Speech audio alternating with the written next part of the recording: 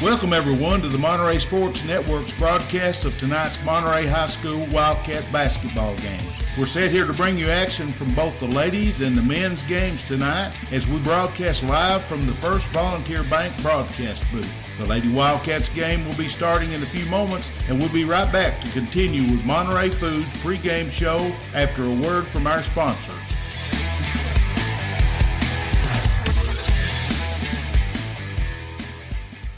At First Volunteer Bank, we're not just a community bank. We're a bank that's here for our community. We know our customers by name and treat them like family. And we're here to serve our community however we can. Whether it's teaching financial literacy in our local schools or collecting and donating thousands of canned food items each year to local food banks, we're a part of your community. If you're looking for a community banking relationship, we make it easy for you to switch because we're here to help you every step of the way, right down to a local person on the other end of the phone to assist you when you need it. First Volunteer Bank, member FDIC, equal housing lender. Monterey Foods, your hometown grocery store. From the time you enter their door until your groceries are carried to your car, you'll be treated as a valued customer. Come by and see Danny and his staff today. And remember, they have fresh cut meat daily, and check out their weekly specials at Monterey Foods on Facebook. They're located at the corner of Holly and Stratton in Monterey, or just give them a call at 931-839-2434. That's 931-839-2434.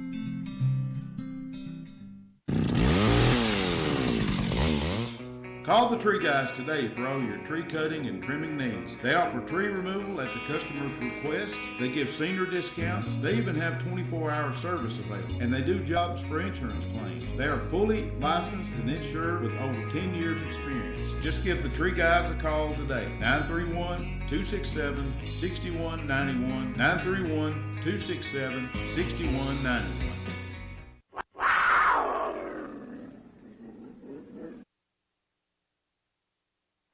Folks, we're live here at the Van Buren County Gymnasium, high school gymnasium, home of the Eagles. We're beginning our pregame show. Like to welcome everybody that's tuning in with us. I've got my good friend here back with us off the road from Florida, my good friend Barry Henry. You want to say hi to the people? Howdy. Thanks for welcoming me back. There you go. We missed you, brother. Sure did. My name's Rick McNeil, and we're gonna bring the live broadcast of the Wildcat basketball against the Eagles of Van Buren County. I just had a dribble right here on the table, so we're right in the corner of the gymnasium, and we've got a junior pro game going on, I think, between Monterey junior varsity and looks like maybe the Van Buren County High School or the JV junior varsity. I'll get it out in a minute. It takes me a few minutes, folks, to get dialed in here. So right now, Monterey, it looks like it's in the third quarter, and Monterey's up 38-37. The JV team is. So got about 4 minutes to go. We'll get right into our pregame show. We appreciate everybody that's been tuning in. I've been looking at the listeners and the ones that's viewing our YouTube broadcast, especially the replays. We really appreciate you tuning in and listening. And if there's any suggestions or anything you guys, excuse me, want to see change, just shoot us a message, and we'll do the best we can to comply with what you want to do. Right now, though, I believe we got a yearly event coming up in Cookeville here this weekend. It's going to start Thursday. It goes Thursday, Friday, and Saturday, and that's the Blue Cross Bowl down at the Tucker Stadium down there in Cookeville. And Barry, it looks like it's going to be a pretty good slate this year. We got Lake County and Greenback in single A. Yeah, Lake County and Greenback in single A. I've got the brackets printed up here. And Greenback, they were the ones that upset South Pitt, and right. we thought up in this area that they were going to be the Hosses and be the team to beat. Well, they got beat. take it all. Yeah. Yeah, they drilled everybody up till they got to Greenback. Of course, Greenback now they've been there and done that. They've been in the state tournament several times just in the last little while, and so they're playing Lake County out of the West. They didn't have much trouble at all getting there. Of course, we've been watching them this year too, and they done really well on that end too, didn't they, Barry? Lake County was ranked up at either number 1 or number 2 most of the year. All year long, yeah, and they, of course, it's going to be a game. I hope it turns out to be a barn burner. Greenback must have something we don't know about, because they beat South Pitt. So, and that's the single A bracket. I think they're going to play on the Thursday. I believe is going to be the private schools. The private schools. Now I think they got about 3 divisions. In the Division 2, I think they have to go by. So that's a single A. They're going to be playing early Friday. I think that's the first game on Friday, and then on the Friday is the AAA championship, and that's the one that Upperman was in. Watertown was in there, and let's see, Watertown was in it. Trousdale County, I think, was in that. I believe they were. No, I believe they're single A or double A. I'm sorry. We got a third leg on the stool coming in. Coach Duff, welcome, sir. Oh, thank you. Good to have you here this afternoon. Absolutely, glad to be here. They've got us right here in the corner. That's all right. I like we get to see a little JV action before we get cranked up. Yeah, that's what I was talking about. Monterey was leading up just a few minutes ago, and then now Van Buren County looks like they've took the lead. We're trying to get set up with everybody in headphones and stuff. Y'all bear with us just a little bit, and we'll get back to it here just in a second. Which kind of go on, Coach Duff was kind of going over the Blue Cross Bowl. Yes. Here in this first quarter. Sure. Of our pregame show. Folks would like to tell you that we're coming to you broadcasting. Our broadcast booth is brought to you by First Volunteer Bank. It's the First Volunteer Bank broadcast booth, and Danny and Gina Todd up at Monterey Foods is our sponsor of the pregame show, and so we just thank our sponsors. It wouldn't be possible if we didn't have good people like that sponsoring us. So y'all go out and see them and visit them. And I didn't start the shot clock, so we'll go as far as we can, and then we'll have a break. And how's that? That'll work. We won't go by script right now. But anyway, we was talking about the playoffs coming up Friday, and the single A is the early game on Friday. Single A championship. That's between Greenback and Lake County, and then the AAA is on Friday as well. That's a middle game. Yeah, I think they're doing odds on Friday, and that single A game, Greenback, some people consider that an upset when they beat South Pitt. I think it was 27-26 or 28-27. Yeah, some people consider that an upset. Greenback doesn't, but they expect that. Yeah, it was a shock to me, really. Yeah. I thought it was going to be between Lake County and South Pitt. So Greenback evidently, like me and Barry was talking about, they've got something we don't know about. Evidently. Absolutely, yeah. So I believe it'll be a good game between those two. And then we got the AAA. And of course, I mean, anybody that follows high school ball in AAA, you know who's going to be there. Yes. Alcoa. Gary Rankin used to be down at Riverdale in Murfreesboro. All-time leader in high school football wins in the state of Tennessee. Yeah, they're in there against Pearl Cone out of Nashville. That's another powerhouse. I want to say they won the state championship.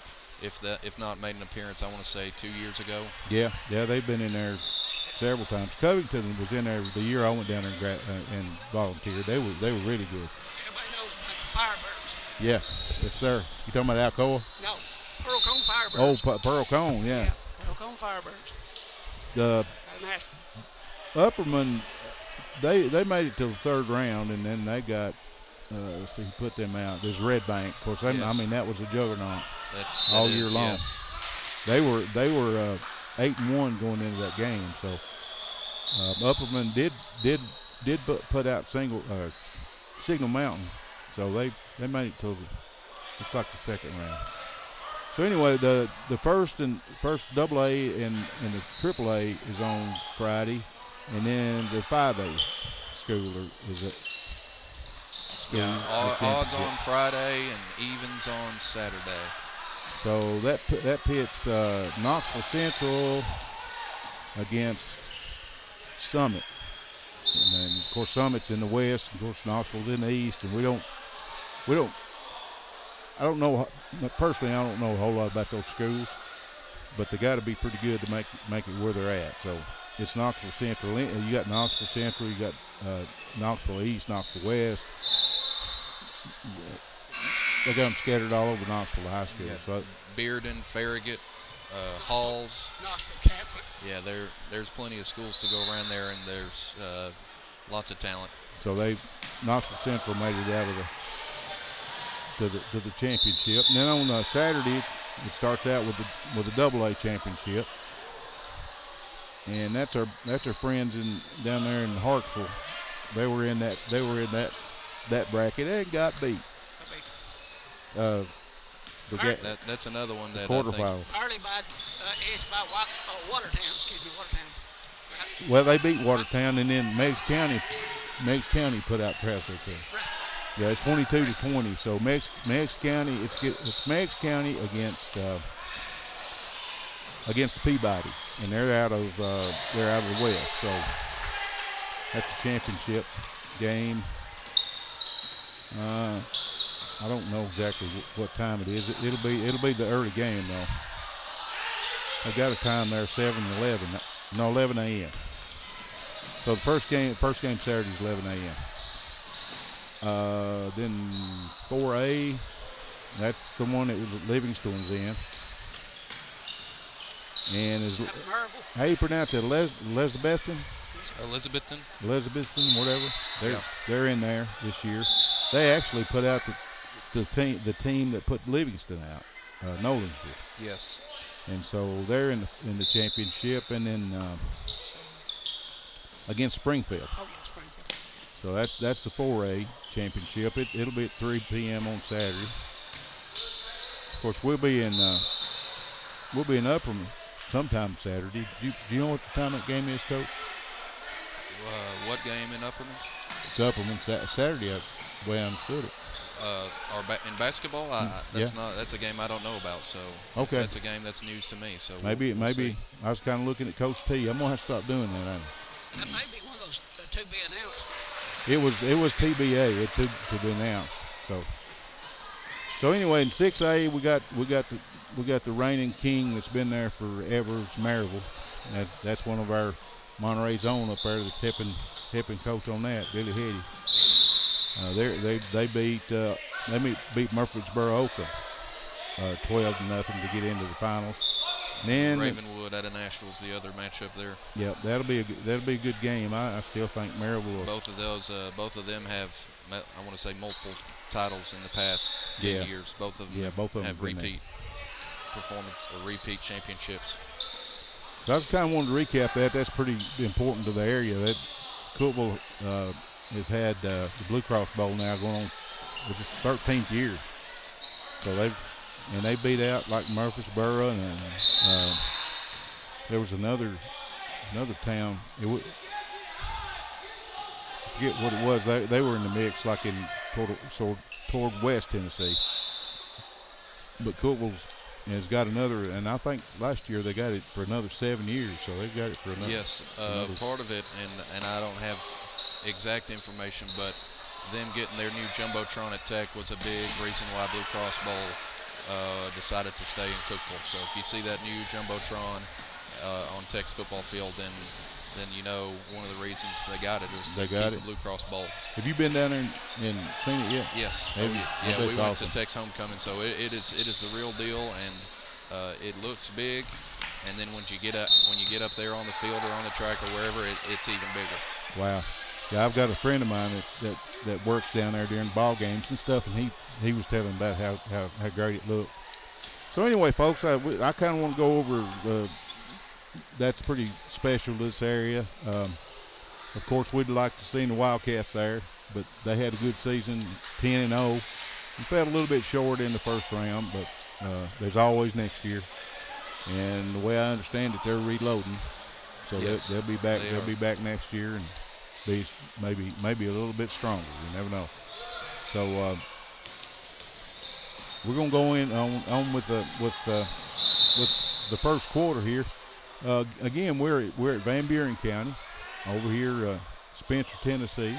Beautiful little town right off of 111. If you hadn't been up here, and they've got new facilities. I don't know how long they've been built, but the last time I was up here, there's an old gym over there. Yeah, that gym has been redone recently. I've been playing baseball up here or coaching baseball, and we come up here every year at least once or twice. And that gym it's pretty new.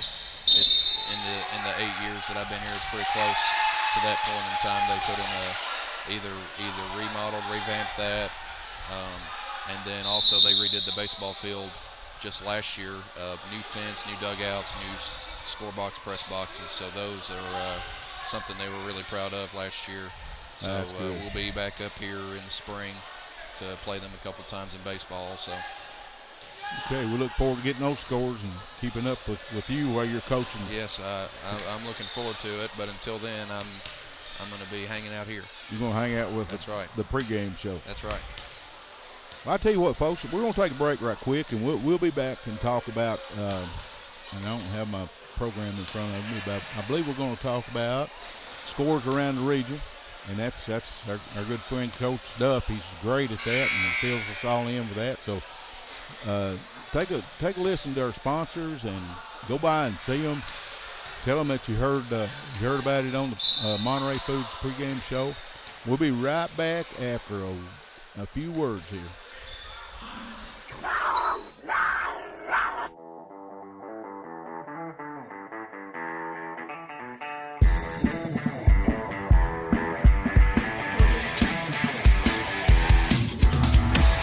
Welcome, everyone, to the Monterey Sports Network's broadcast of tonight's Monterey High School Wildcat basketball games. We're set here to bring you action from both the ladies and the men's games tonight as we broadcast live from the First Volunteer Bank broadcast booth. The Lady Wildcats game will be starting in a few moments, and we'll be right back to continue with Monterey Foods pregame show after a word from our sponsors.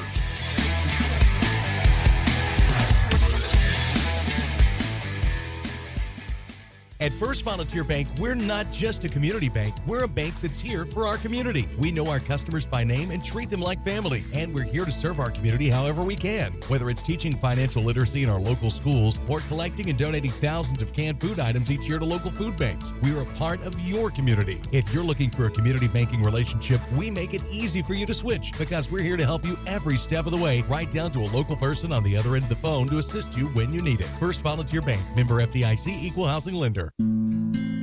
Monterey Foods, your hometown grocery store. From the time you enter their door until your groceries are carried to your car, you'll be treated as a valued customer. Come by and see Danny and his staff today. And remember, they have fresh cut meat daily, and check out their weekly specials at Monterey Foods on Facebook. They're located at the corner of Holly and Stratton in Monterey, or just give them a call at 931-839-2434. That's 931-839-2434.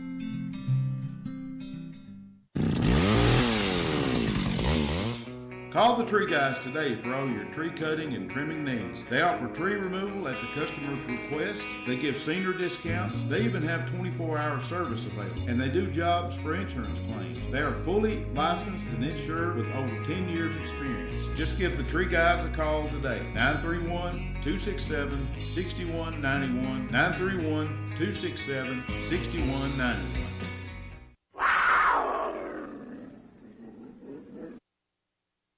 Well, folks, we're live today. If we can get that, we can get that engineer to do his job right and stuff. Maybe the commercials would play twice during the quarters.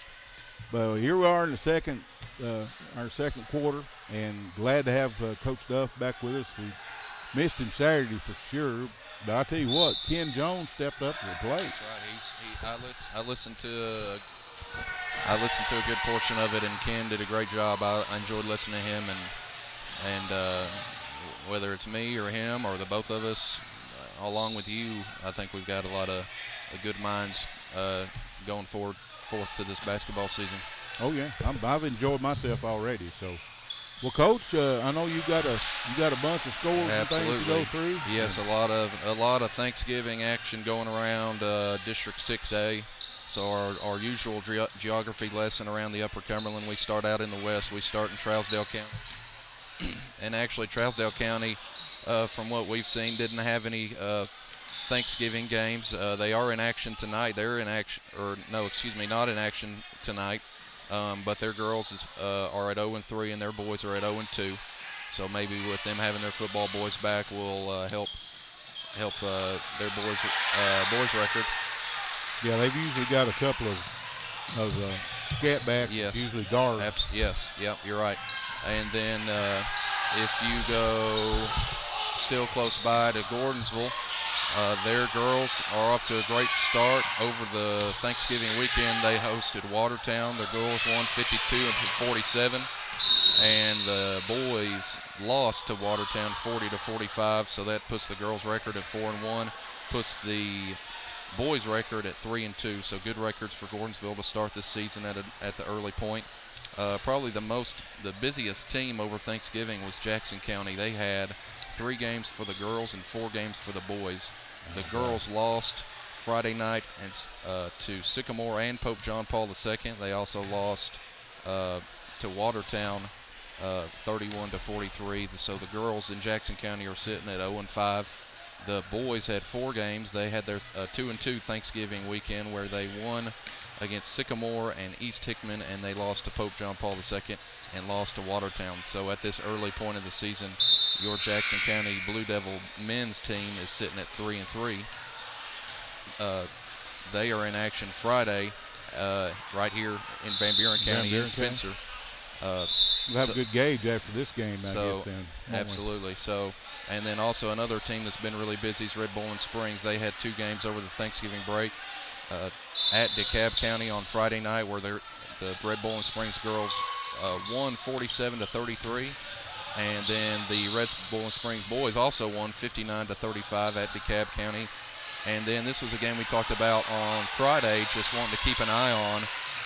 Red Bowling Springs at Upperman. That's a very small school. Red Bowling Springs is one of the smallest schools in the state of Tennessee. They are a K-12, less than 300 enrollment, and they're going to Upperman, the powerhouse, or the whatever you want to call them, what they've built over there. The state tournament appearances, sub-state appearances on the girls and the 2 state champions on the girls' side, all that they've built there. So Red Bowling Springs went into that gym on Saturday night and lost. The girls lost 38-66, and the boys lost 35-67. So tough opponent and a tough night. But when you look at their records overall, Red Bowling Springs girls are sitting at 4-2 early on. Red Bowling Springs boys are sitting at 6-2 at this early point in the season. So a team to keep an eye on going forward. Going to be formidable.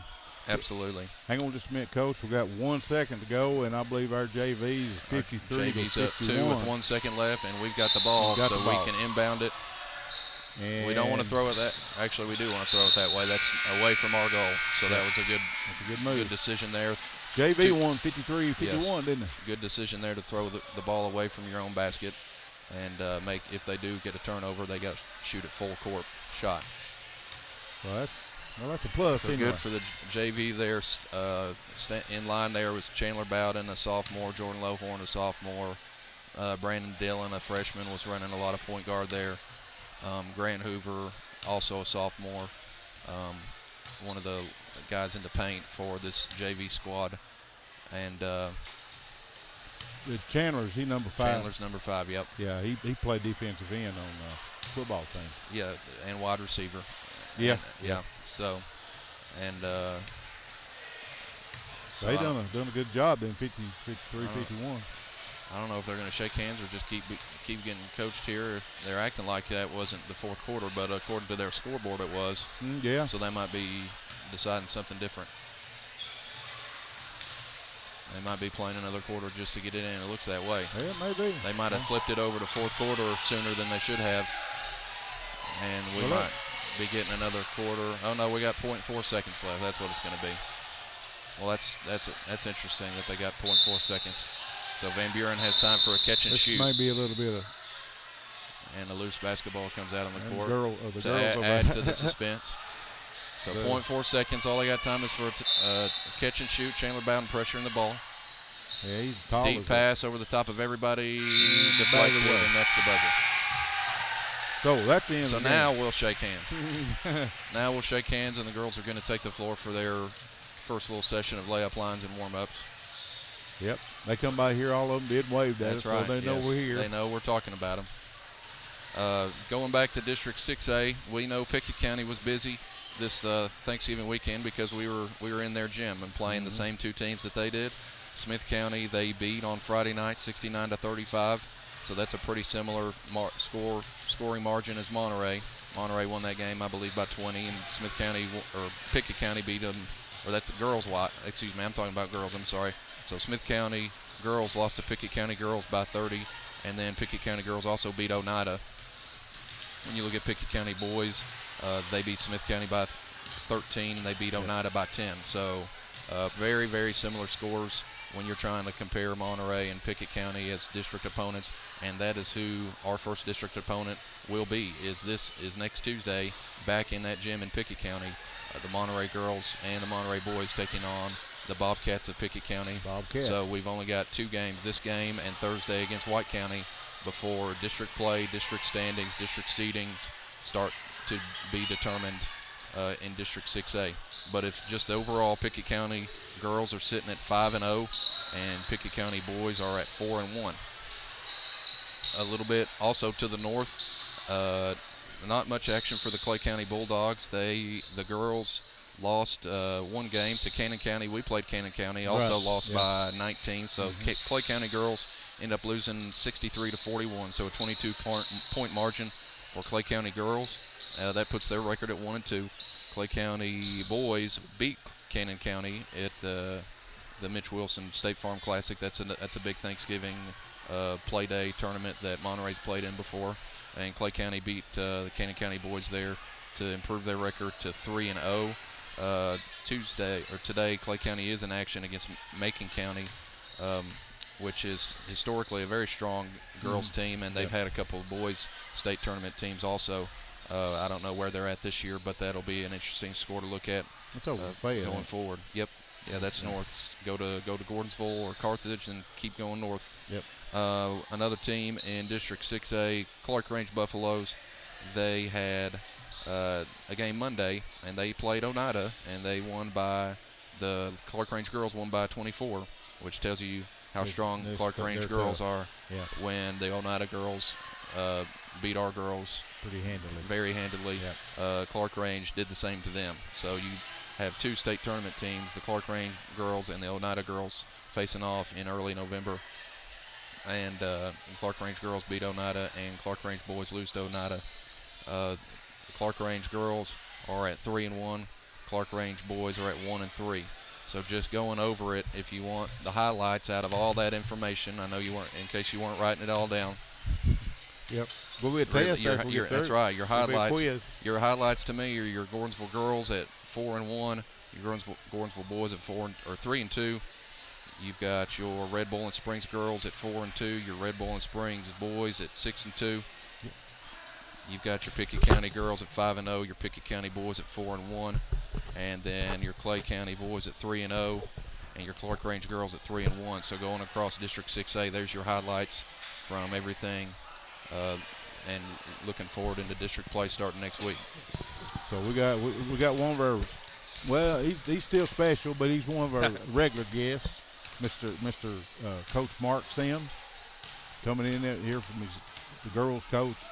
Girls is out there getting warmed up. Coach, that's the first time really I've seen them all like that together. You got a bunch of girls. There's a lot of them, aren't there? Yeah.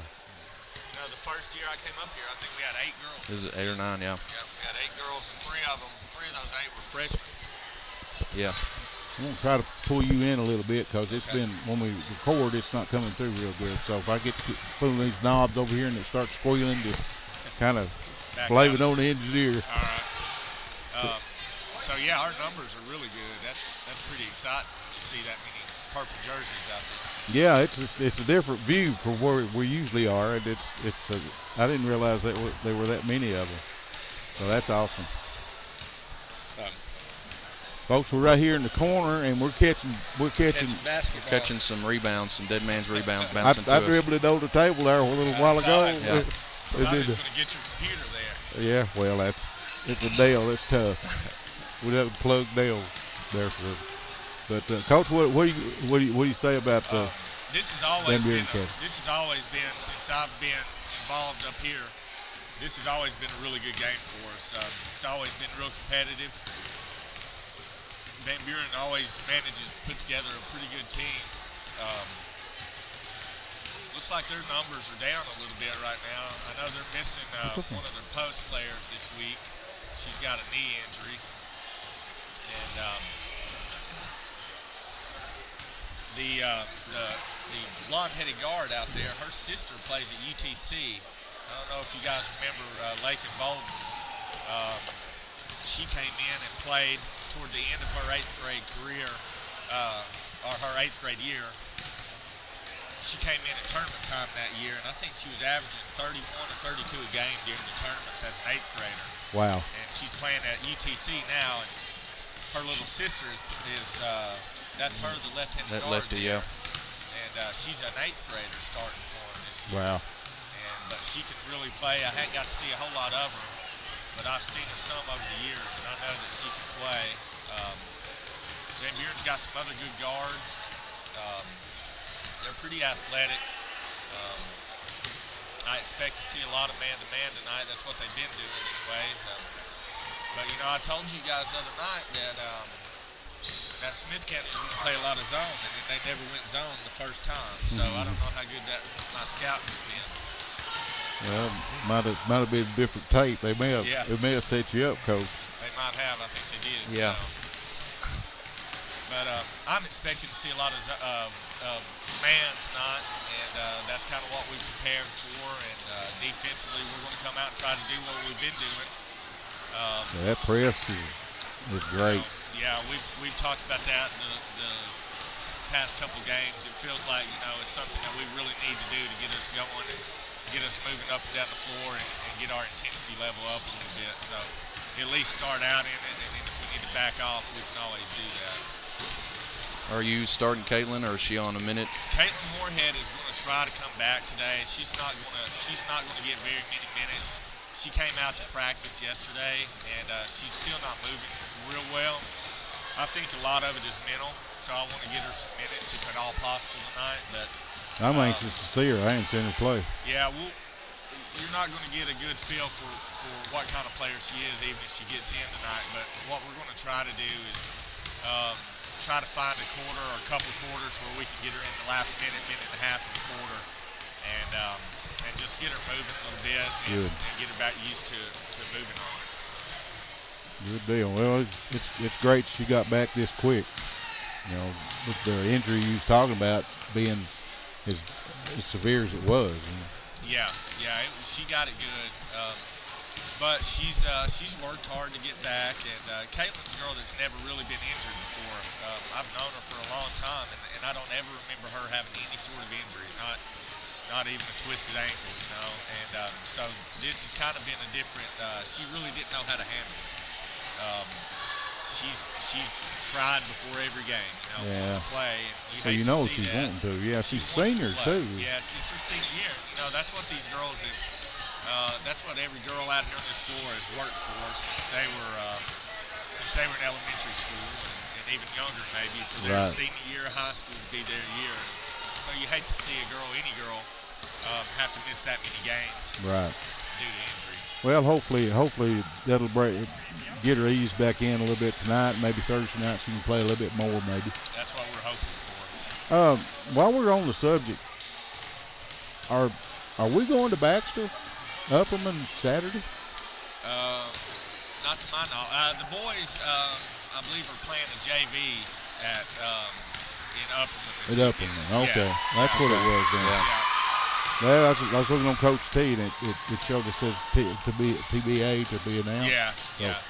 I don't know. That's a JV tournament for the boys. I know the boys said they have 3 JV games this week. They got tonight, Thursday night, and then the other one is Saturday at Upperman. Yeah. Okay, all right. Thanks, Coach, for clearing that up. Now, if you find out something different that we're playing, you let me know.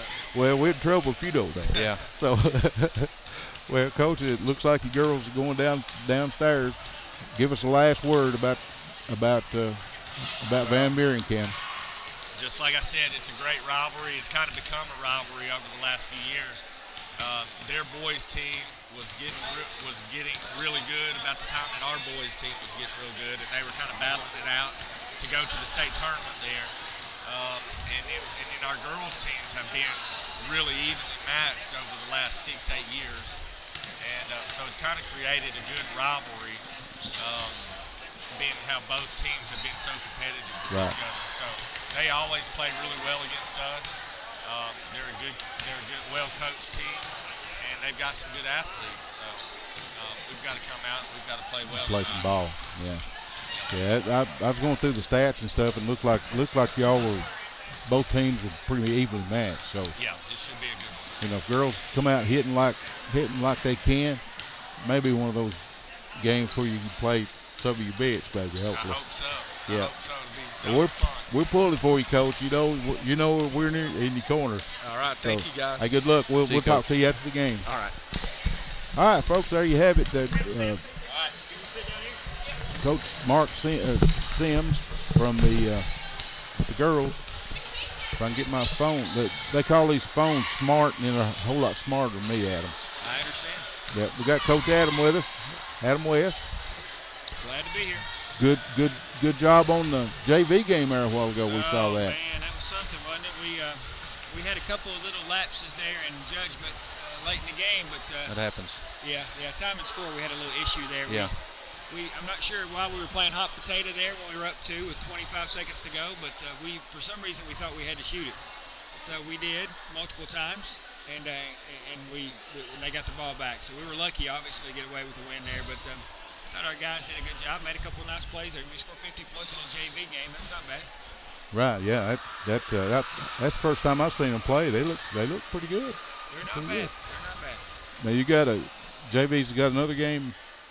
Is it Thursday night? Supposed to have one Thursday, but I got a phone call on the way up here that White County can't get a bus to get there early enough or get a van to get there early enough for the JV, so there won't be a JV on Thursday.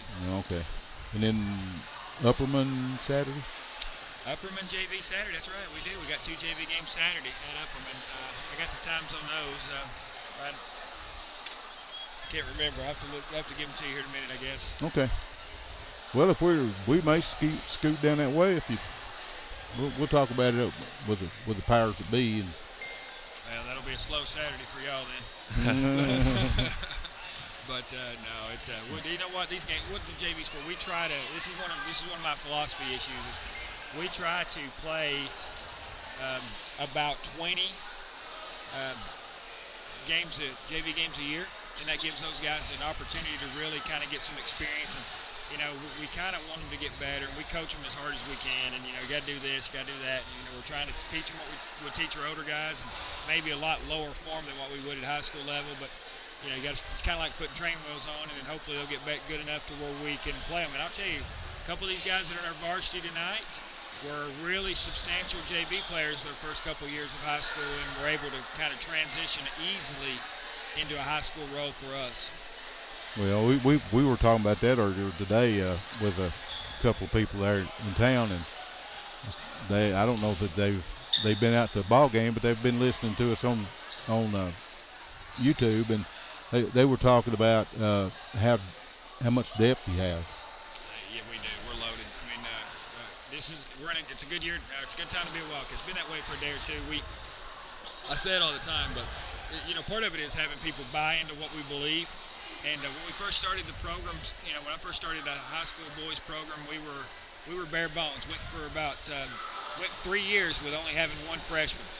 And you know how hard it is to build a program with only one freshman. It's Oh, really wow. difficult. Yeah. So we've tried to keep more kids. Now, having said that, we have some that come and go, and you know, they decide after a year that maybe it's not for them, and that's a shame. We don't want them to do that, but we know when we get a good group of young kids, and we kind of say, you know what, if we keep these guys for 4 years, we're going to be good, and they will be. I said that when the kids that were in the state tournament, when they were seniors, I said when they were freshmen, I said this is a good group. And we had about 3 of them that came out as freshmen that went to football and didn't come back, and that was fine. But we those kids improved for 4 years, and after 4 years, they were obviously, you know, had a great run. You know, they were good for a couple years there straight. And so that's what we're hoping every year. We're hoping we're getting to the point where these kids are developing and trying to get them better, and then that way when they get into varsity, man, we just don't miss a lot. You go all the way from freshman all the way up through senior. Yeah, that it's definitely the news is getting around town about the Wildcats. Well, I hope so. It's momentum's building, and about everybody you talk to, wow, they're doing so great. You know, so I just look forward to the rest of the season, and I believe before, well, it was almost full the other night. The gym was. I look one of these days they have to stand around the edges. If they stand around the edges in our home gym, then we have a major crowd. Big old crowd. Yeah, we had a couple of crowds. When we were playing at Berks a few years ago, we had a couple of crowds like that where the corners were full and the seats were full, and it was great atmosphere. And that Berks seats a lot, so it's not like it's a little, but right. But there's going to be, you know, there'll be a time when hopefully we have the opportunity to have that kind of crowd. And this year, the other night was a great crowd. Oh, it was awesome. Yeah, that was great. Yeah. We're looking up to the crowd right now, and right now Monterey's got almost as much as Van Buren County does. So we got a good following that follows this team, folks, and it's due to Adam coaching the way he does, and these guys coming out and playing their hearts out every night. It's awesome. What can you tell us about Van Buren County? Well, let me go ahead and give you out the schedule for Saturday while I've got it on my mind. We play Saturday 10 and 12 at Upperman High School, so that'll be our Saturday JV games this week for those of you that'll be coming out to watch that. Van Buren, Coach Sullivan has coached for a long time. Yeah, he's coached for a long time. He's been here, done a great job. Obviously, there's 3 banners up there that he got a chance to play in the state tournament with a quality team, and so you can't take him lightly. And as far as tonight, they're the same kind of boat. You know, that's what I was telling somebody today. So you just can't cash these games in. Their coaching's too good. Right. You know, they make up for a lot of sometimes where the deficiencies aren't athletic as they used to be. And they've got a couple guys on this team. Number 21, I think the guy kid, he'll be a good player for them. And then they've got another kid, number 25. You'll see that'll step out and knock down threes. Looks like a post, but he'll step out, and he's got probably the best shot on the team. But they'll be good. We'll have a difficult time if we don't contest and keep gaps and do a good job of closing. We want to try to get after them early. We want to push the ball. This is a smaller gym, so we really want to get up and down the floor in a hurry and make shots, as we always want to do that. But really, they're going to play some 2-3 and some 1-3-1 and some man. That's going to be the 3 defenses you see tonight from them, and hopefully we'll have a good, be able to handle that. I came and watched them the other night play Salina, and they had Salina did a good job of just putting pressure on them, and they made a few mistakes. But even then, one of the kids that I'm talking about, number 21, the guy kid, he didn't play against Salina, and he's going to be their best player tonight. Are you going to change anything as far as the way you play? I mean, no, there's not a whole lot of adjustments. When we think we're faster, when we think a team's going to be faster than us, then that's when we'll have to adjust. Or we think that the situation will allow us to maybe not push the ball as much or get up and down the floor, then we'll make some adjustments there. But right now, with most of the guys that we play, we're trying to get up and down the floor, and we're trying to make sure that we can take advantage of easy looks and keep our shooting in the right direction, because we have shot the ball well and been very unselfish. Good deal. I was kind of looking at the records, and usually in a game like this, you can throw the records out the window, like you said there a while ago. So we're looking forward to it. We're right here in the corner too. We'll probably be catching players, referees, and balls. That's a big dribbling one ball there, big to go. So I don't know why they didn't put you up on the booth behind me. That's what they wanted. I think I they was too offered, old to yeah. get up there. Yeah, they wanted us up there. They didn't have a ladder or nothing. My bones is getting older and stuff, but it's that kind would of have hard. been. You'd had the best seat in the house up there, though. You could have seen everything. Yeah. Well, it would have been kind of unhandy about you guys getting up there and down and stuff too. Yeah, well, Coach Sims, he builds houses. I think somebody could have lifted me up there maybe, but no, I appreciate you guys coming in. This is a great environment. The one thing I'll tell you about this place, which is odd, is that the sound in this gym is like talking in a vacuum. There's no travel, and so it's really difficult for a coach to try to get their sound. Their voice over to the players. To the players, yeah. And same for the players to talk to each other. While we're doing this, it's just a roar. Yeah, it's just a roar. Yeah. Yeah, the acoustics and stuff are different in here for sure. It'll be tough, and I know I've been here many times because I've been here, obviously played several years, and my assistant coach has played here and had many games here, and he played well at times, and he actually, I think his career high in a single game is at Van Buren County High School. Van Buren County High School. Is that Coach Jared? Yeah, Coach Jared. Yeah, I think he had 36 or 38. I remember that game. Yeah. Yeah. And now, Coach Duff was telling me that Jared he owns the record for career points. Yeah, 1,800, and he's going to be mad at me if I don't remember this, but 1,869 I think might be right. Yeah. So I was going to say 1,900. I'll have to go look at the plaque, but yeah, it's a lot of points anyway. When I came to Monterey, Jared was a sophomore or a freshman, and I learned the details and the passion behind small town basketball that I had never known before. How many games was that year? He played. Here's the thing, and I'll talk about Jared just a little bit because I had a chance to coach him for all 4 years. He's one of my 4-year players, and I've had some good kids. I had some really good kids. When I got him, obviously as a young player, he didn't do as well as freshman year. But when he developed into a player, and as he went along, he just was competitive. And then he figured out his last 2 seasons. Now he was surrounded by good players his junior year and his senior year. Her depth was not near what it was our junior year. But he took a team that I thought wasn't as deep and won 20 or 21 games that senior year. Wow. With them. It was phenomenal what they did. They really grew. And his junior year, we won 20, 21, whatever it was. And, of course, we got into the regions tournament that year and had a great run at it. But we got beat by a good Gordonsville team down there at Gordonsville. Wow. Yeah, that was impressive having that many points. And we was talking about the other night at Peak County. It'd take Peyton a lot of score this year to get caught up with him, but Peyton's done a great job too. Yeah, Peyton will tell you that he's a victim of good teams. he grew up his sophomore year, and that team was loaded. Yeah. It was loaded, and that's good and bad. I mean, players don't get to score as much, but you're sacrificing some of yourself for wins. Exactly.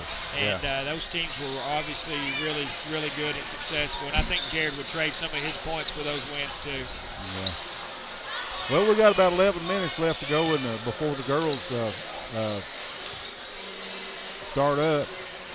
Give us a magic word for this game coming up with the boys. Just something that's off the cuff. You mean as far as what we got to do? Yeah, what they do or something. Pressure. We need pressure. We need to guard and pressure. Okay. And we need to put pressure on them in transition. Those are the keys for us. I mean, that's an easy word to figure out there. Of course, obviously we have to guard better, but I think in the girls' game, and I came and watched this team the other day, this is a very young Van Buren team. And the 8th graders starting. Yeah, and her sister was a phenomenal player, Lakin Bowden. She went and played at UTC and scored 1,000 points for a university. 4-year starter there. Yeah, 4-year starter. She's in her senior year. Yeah, fantastic player, and she was phenomenal. She's a great player to watch. But anyway, they're young and they get after you, and they're going to play a lot of man-to-man tonight against Coach Sims, and so the girls are going to have to be able to handle that, and if they can do that, they'll have some success tonight. Stay out of foul trouble too. Yeah, stay out of foul trouble. Do that. Hey, Coach. Well, we're gonna take a break right quick, Coach. Appreciate you coming over. Okay. Well, Coach I'm gonna let Barry take his spot back. Well, yeah, we're kind of handicapped with microphones tonight, so we're gonna reload. But Thanks for coming over. We'll talk to you before the night's over with again. Sounds good. Thank you, guys. Good luck tonight, Coach. All right, folks, we're going to break away for a short break. We'll be right back with you. We're almost ready to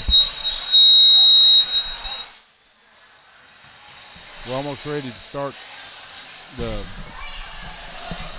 girls' game. We're in a precarious situation here, folks. That's the reason we got some funny things going on with the microphone. So just hang with us just a few minutes and let's hear a word from our sponsors, and we'll be right back.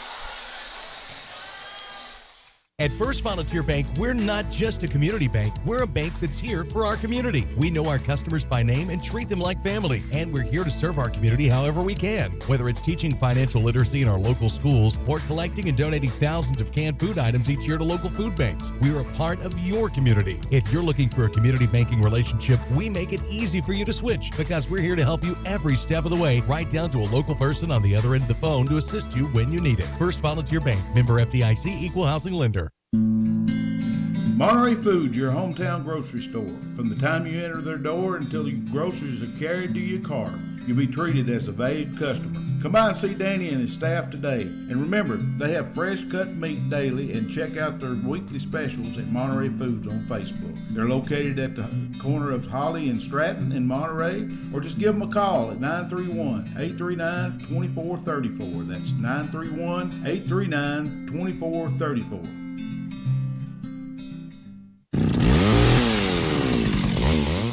Call the Tree Guys today for all your tree cutting and trimming needs. They offer tree removal at the customer's request. They give senior discounts. They even have 24-hour service available. And they do jobs for insurance claims. They are fully licensed and insured with over 10 years experience. Just give the Tree Guys a call today. 931-267-6191. 931-267-6191. At First Volunteer Bank, we're not just a community bank. We're a bank that's here for our community. We know our... Okay, folks, we're back here at the Van Buren County High School Gymnasium.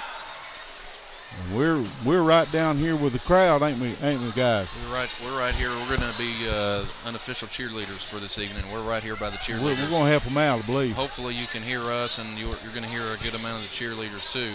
Yeah, well, they're right here with us. So all these gymnasiums we're sitting in different spots. Everything's different. You're right. And so we kind of have to adjust on the fly. So y'all bear with us as we adjust and do whatnot. But we got about 6 minutes to go before the. Before we got started, I wanted to mention you can't come to Van Buren County without mentioning these two names, Lakeland Bolden and Caden Mills, and we'll talk about both of them as the night goes on. But Lakeland Bolden was who Coach West mentioned was a 5-year player here at Van Buren County. Played as an eighth grader yeah. and played the high school schedule. She ended up finishing her Van Buren County career with 2,968 points, so almost 3,000. We mentioned Friday Peyton scored his 1,000th point. Well, this girl scored almost 3,000. And like I said, she's a 4-year starter at UT Chattanooga. They made a state tournament appearance in 2016, and she was the 2016 Miss Basketball in the single A classification. So this Van Buren girls team, and obviously her sister is now in 8th grade and going to be starting and playing for this Van Buren County Eagles team. But when you think Van Buren County, to me, is sort of like the unofficial, they're sort of like an unofficial member of District 6A. They're in District 5A, but we've mentioned before that District 5A is not a basketball district. You got South Pitt and Whitwell; those are football schools. Hardy Memorial in Chattanooga, Ivy School hasn't had a team, hasn't always fielded a team. So Van Buren County, every year they schedule as many 6A district teams as they can. They've scheduled Monterey every year for the past 11 years. They schedule Gordonsville, they schedule Jackson County, they schedule Clay County. Well, have they ever been in the same district as Monterey and all of them? Not that I know of. I know when the district, pretty much the 18 district that we have now, is sort of what it has been in the past. Red Boylan and Gordonsville and Trousdale were in a district closer to Nashville at one point in time, but Well, now it may be because they play them every year. Exactly. Yes, but and now with just we're trying to get everything as the TSSAA, when they reclassify, they try and get everything as good as they can for schools geographically. And when it comes geographically, Van Buren just fits in with South Pitt and Whitwell and Richard Hardy Memorial. Yeah. But in terms of what Van Buren County does, they don't field a football team. They field basketball teams. They field baseball teams. And when it comes to basketball, like I said with Coach West, small town basketball, District 6A is the place to be. Monterey, Pickett County, Salina, Gordonsville, Trousdale County, Hartsville. You can name the town, you can name the county. Either way, small town basketball is something special in this part of Tennessee, and it has intense rivalries and intense matchups every year. Whether you've got a good team versus a team that's down, whether you've got every team wants fights and scraps for every single win. There's your buddy. That's right, Chief's here, Chief, so we're Bill Cub. hopefully he can escort us out if we get into too much trouble this evening. Yeah, when you get in these rivalry games, you can throw the records out the window. But like I said, so you can't bring up this girls team without mentioning her and the success that they had. And since we got a couple minutes here till introductions, we'll try and just butt up right here and get to introductions as time ticks down. But yeah, just Van Buren County as a basketball school, they have to make do with what they can. They're the class of 5A, whether they've got an up year or a down year. They're the class. They've been the District 5A champions for. You can't look up how many years in a row they've been champions. They got banners all over the place. Absolutely, yes. I mean, this looks like other gyms, maybe like Pickett County or something like that. Yes. So, yeah, folks, we're coming down a minute and a half before opening festivities. We'll probably have a national anthem, and then we'll let the PA announcer. Hopefully, it'll come through clear on the live feed, and let them introduce the ladies tonight. So we're here at Van Buren County, and we're playing the Eagles, the Lady Eagles. Tennessee, trip south. Yep, Spencer, Tennessee. It's set over here in in the middle of all these rivers, and there's good fishing all around. They're on a mountain too. They were out of school yesterday for snow, just like Putnam County. Right. Yeah.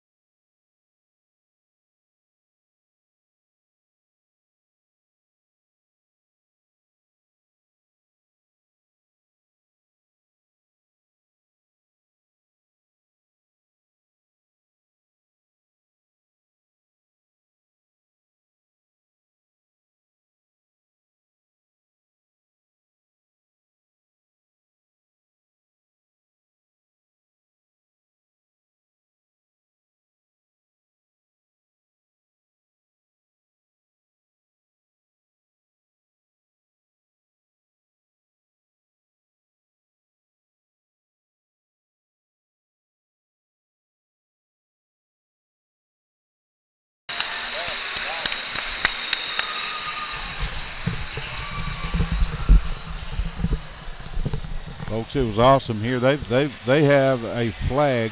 Is that 30 feet, 40-foot I'd flag? probably say 25, 30-foot ceiling, and the flag hangs from the ceiling and drops down. It comes out of They've got it at Pickett County too, so we'll see it on Tuesday. Yeah, that's awesome. Huge flag. So you can definitely tell we're in the heart of America. That's a new thing some teams have gotten, and it's pretty cool. Yeah, it's just neat. Introducing the players. There's Anna Hudson. There's Faith Walker. There's Mackenzie Raleigh and Lindsay Wright and Grace Klaus for the Monterey starting 5. we'll try to bring you the starting 5 for the Van Buren County Eagles. Lady Eagles. Number 30. Number 30 Young. Number 10, I'm going to say Giggins. Number 33 Hillis. Number 21 Bolden. That's the 8th grader we're going to keep our eye on. And Scaggins, number 14 for the first 5 for the Van Buren County Lady Eagles. And it's going to take a team effort tonight, guys, because I'm blocked by some of these cheerleaders. That's all right. We'll be all right. We'll get her done. We've had a couple of the fans come up to us tonight and tell us that they appreciate us having the show on, and that's worth a lot to us. Okay, folks, we're center court. Monterey controls the tip over to Faith Walker. Faith Walker to Mackenzie Raleigh. Raleigh drives the lane, puts it over to Lindsay Wright, over to Faith Walker. Lindsay the head of the key. Faith Walker head of the key back over on the left wing. In the corner to Anna Hudson. Anna drives. Good feed to Faith Walker, up and good for 2 for Monterey. Monterey up 2-0. They're putting that full court pressure on, and coach said they play better when they play like that. And Van Buren ends up breaking it. That's number 14 Scaggins breaking the press there with the layup. That's a pretty pass. Pass deflected by number 30, and that is Young for Van Buren County. So Monterey's got side court. Faith into Lindsay Wright. Lindsay over on the right wing, back up the head of the key, over on the left. Mackenzie Raleigh. She looks inside, nobody open, back to Faith Walker. Walker into Grace Klaus in the middle, back over to Mackenzie Raleigh. Looks inside, good feed to Anna Hudson, and no, Monterey still got it, and Faith up for 3, no good. Van Buren County in number 33, Hillis for the rebound. Who was that foul on? Did you see, Coach? I hope they put it on this scoreboard right here. Yeah, no, that was on Grace on the Klaus. rebound. Yep. Monterey's got the full court pressure on. They finally get it across the timeline. Number 33 drives the baseline up and blocked by. That was Anna on the block. Grace had to close out on the corner 3, and Anna shifted over and got the block on the help defense. Van Buren County under their own basket. Number 30, Young, over on the left wing to 21 in the head of the key, over on the right side. Monterey's defense is holding them out so far. 14 gets it in the lane, and turnover. Monterey stolen by Lindsay Wright. Lindsay down to Anna Hudson. Anna has it knocked away. Faith Walker gets it into Anna. Anna Hudson up and no good. Too strong. 33. The other way. Hillis up for the rebound.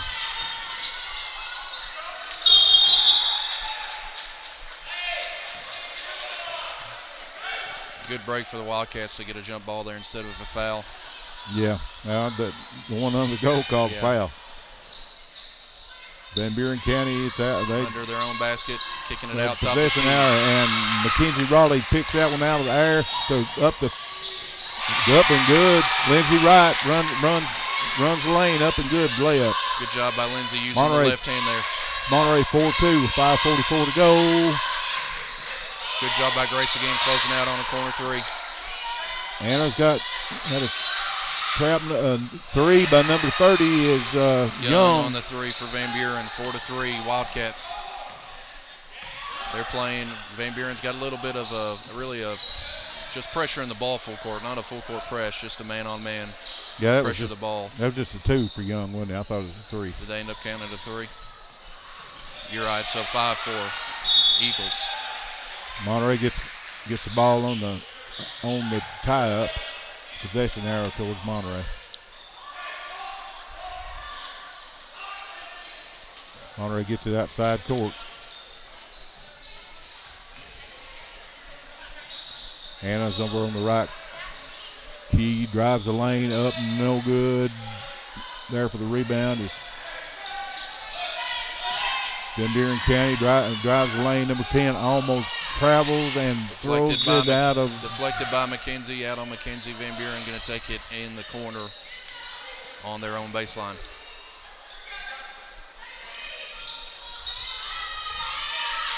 Number 10 with a long three. And he's got the roll. Got the hometown bounce for Giggins there. 8-4. Van Buren County leads Monterey with 4:43 to go in the quarter. Anna Hudson feeds Mackenzie Raleigh. Raleigh back out to Faith Walker, and it's one and done, Coach. They're not getting any rebounds on the offense. That shot off the front iron right to the Eagles.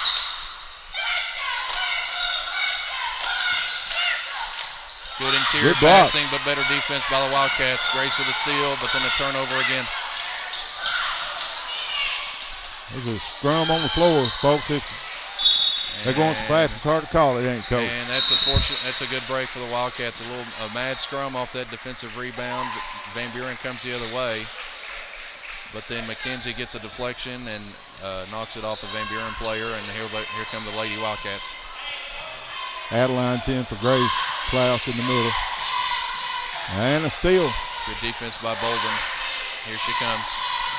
Good feed to number.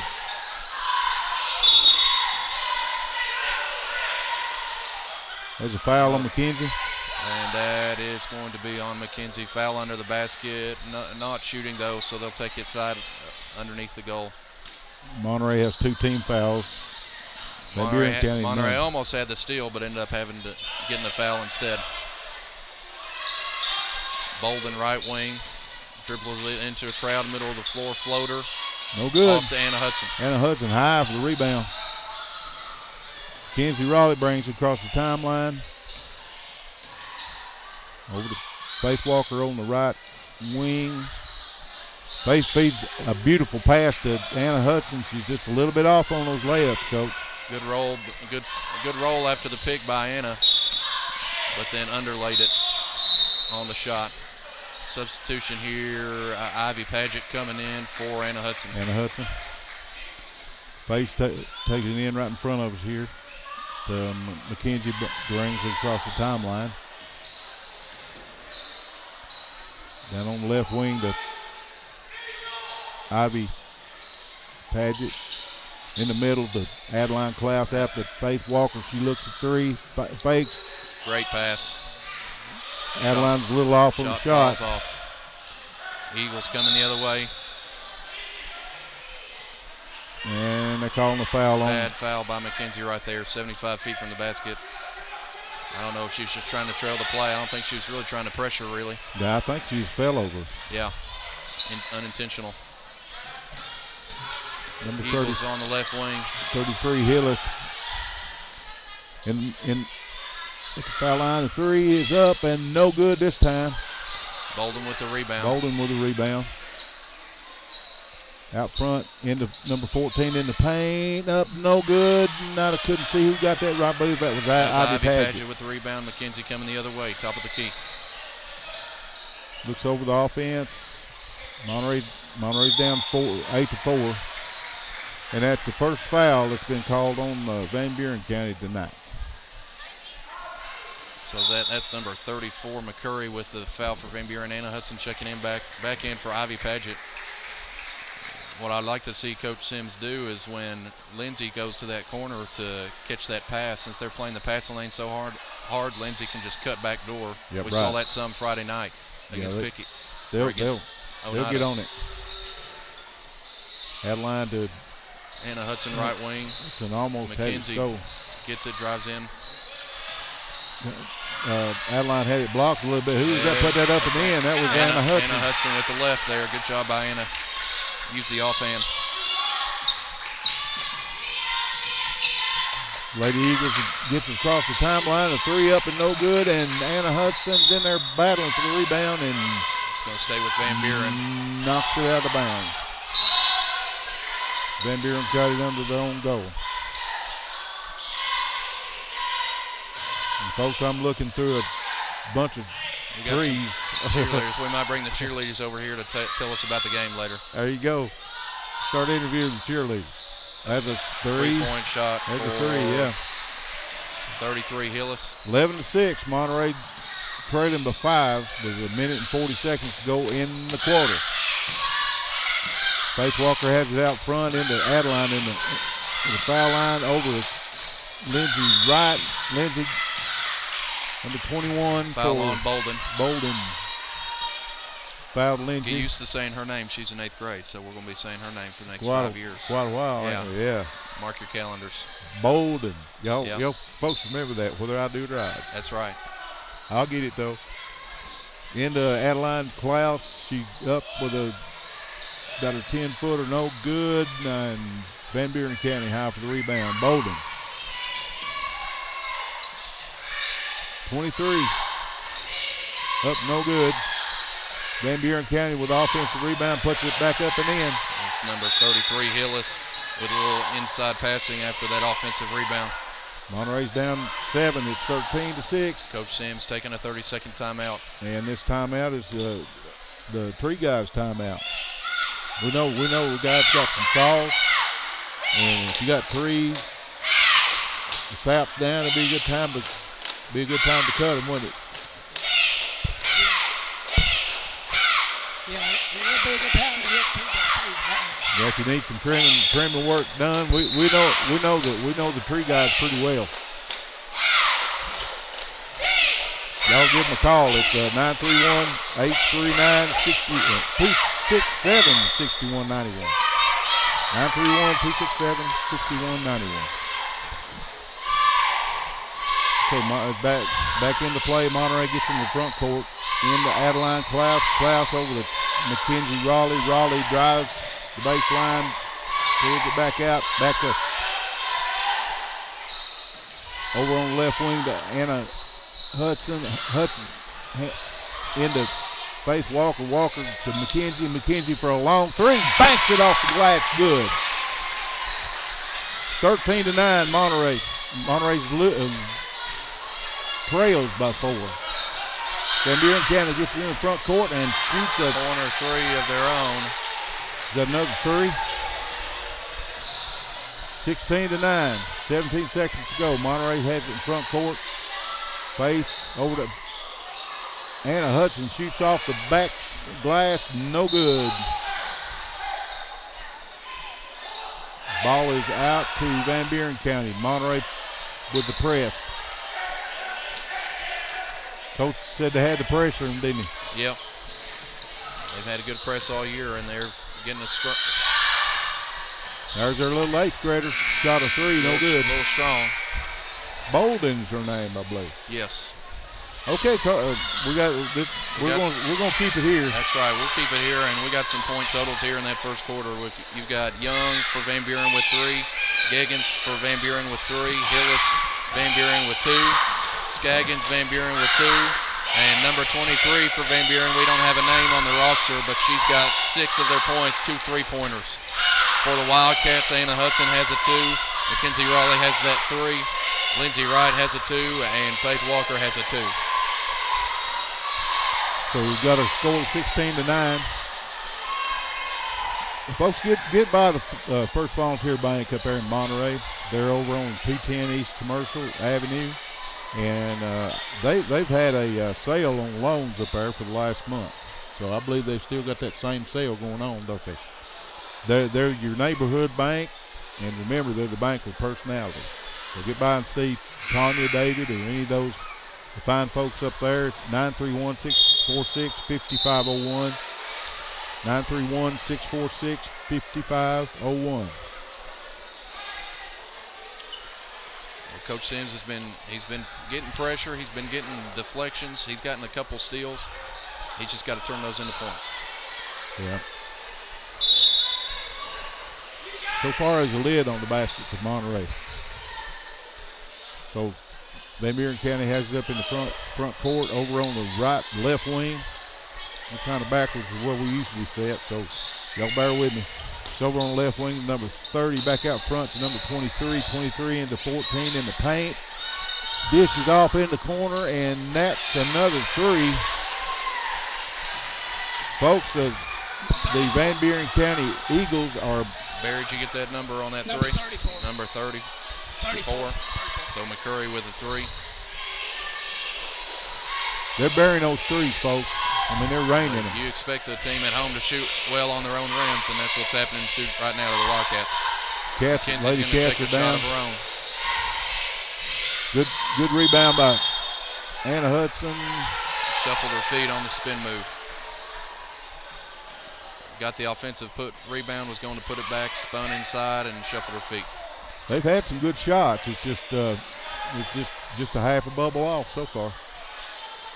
So Van Buren County Eaglettes bring it up the floor, get it across the timeline over to the left. Number 23 up for another three.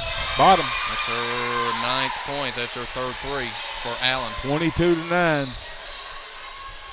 Lady Cats are trailing into Adeline. Adeline puts up a long 20-footer, no good. Anna Hudson with a long rebound over to Mackenzie Raleigh over in the right corner. Adeline Klaus goes up and she's fouled. The shot was no good. Folks, Monterey Foods is another one of our sponsors that is really kind of adopted us. Go by and see Danny and Gina. Adeline first one's up, no good. They're there at the corner of Holly and Stratton. They have weekly specials. Lindsey Wright up high for the rebound, offensive rebound. That looks a little bit better. Lindsey drives, loses handle on it. Stripped on the drive. Van Buren the other way. And I can't see in that corner, so 34. 34 in the corner, gets it to the left block, top of the key. Number 10 will take a shot. Rattles. No good. In and out. Up Lindsey coming right the other way. Up ahead to Faith quickly. Faith Walker drives the lane, dishes off to Anna Hudson. Hudson up, good. Drives the lane, drives the baseline, in and good. Monterey 11. Van Buren County. Monterey laying back on the press now, but still 22. running a man-to-man defense. Drives the lane was wide open, Coach. She gets her own rebound and puts it back, but fouled. Number 30 for Van Buren Young will have 2 shots. That's Anna Hudson had that foul. That's a good basket for Anna Hudson. Driving and getting to the basket's a big part of her game. Oh yeah, that was a good feed too. Up and good. First one down for Young. 23-11. Grace Blouse checks in for her sister.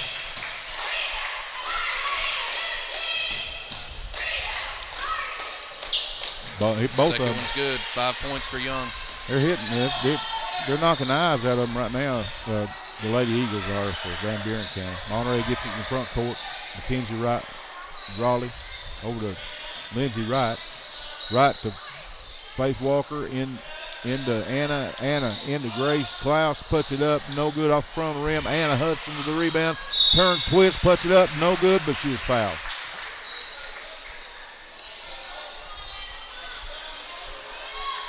So Anna Hudson going to the line. Number 30 is who they called that on. That is Young. Yes, Young. The first on her. Both First teams one's have off. both teams have 4 fouls. Anna misses the first one. Second one's up and good, no good. Monterey's having a hard time from the line and from the floor. Number 30 for 3, no good. High for the rebound and ties it up.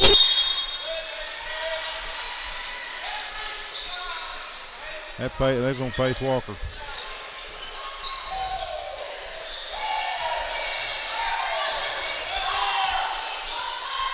Fouls on Faith. 23 with a three-pointer, no good. And down with the rebound over the Faith, brings it up across the timeline. 24-11. Lady Eagles in the lead. Anna Hudson drives and has it stripped and took away. Turnover Monterey. Van Buren County back up in front court. And number 10 is Giggins. Giggins. It's Geggins, so that's what we'll go with. Shot off the rim. Anna Hudson high. Coming the other way to McKenzie. McKenzie brings it down across the timeline. Eagles behind her back and almost had it stolen again, and it is stolen. Monterey's getting sloppy on offense.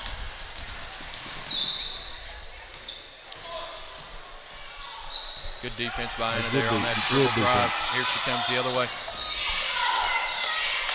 And passes it to the corner. Nobody's there. Turnover Monterey. Amber Riddle checking in for Anna Hudson.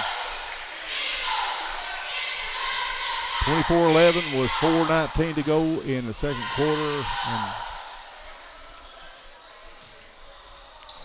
Monterey needs some baskets. Number 10 brings it across the timeline to number 23 that we don't have. 23 is Allen. Allen. Yes. She's got the ball at the top. Back over on the right. Right wing to Young. She'll bring it back to the top. Back over to the left. Allen, back to Young, back to Giggins.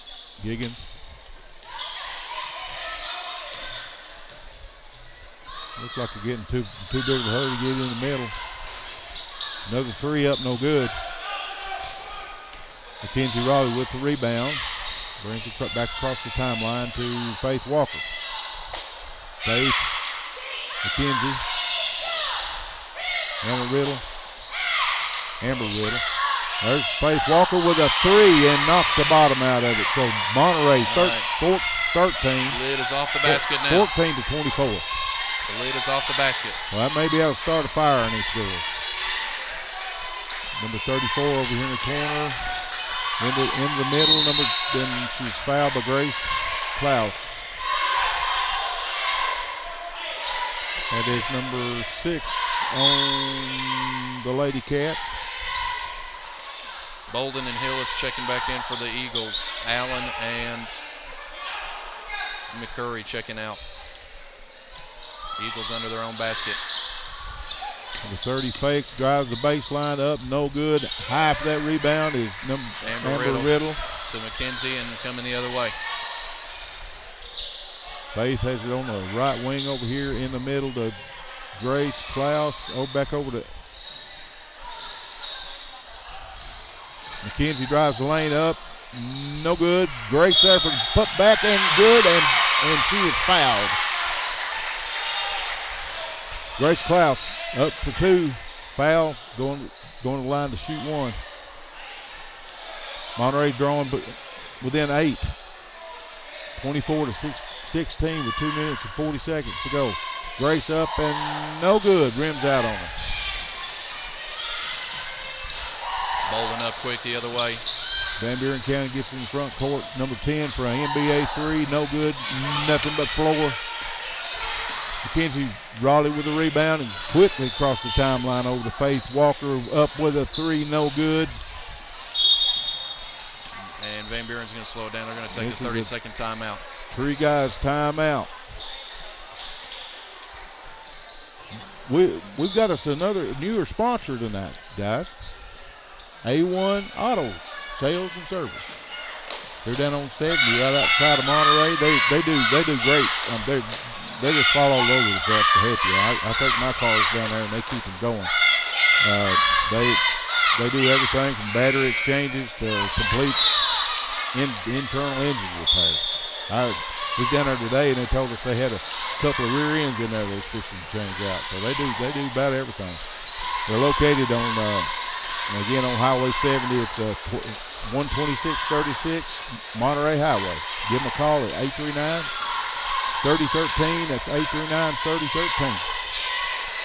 Van Buren County has it back in the front court. Number 10 for a long three. No deflected. good. Nothing but wood.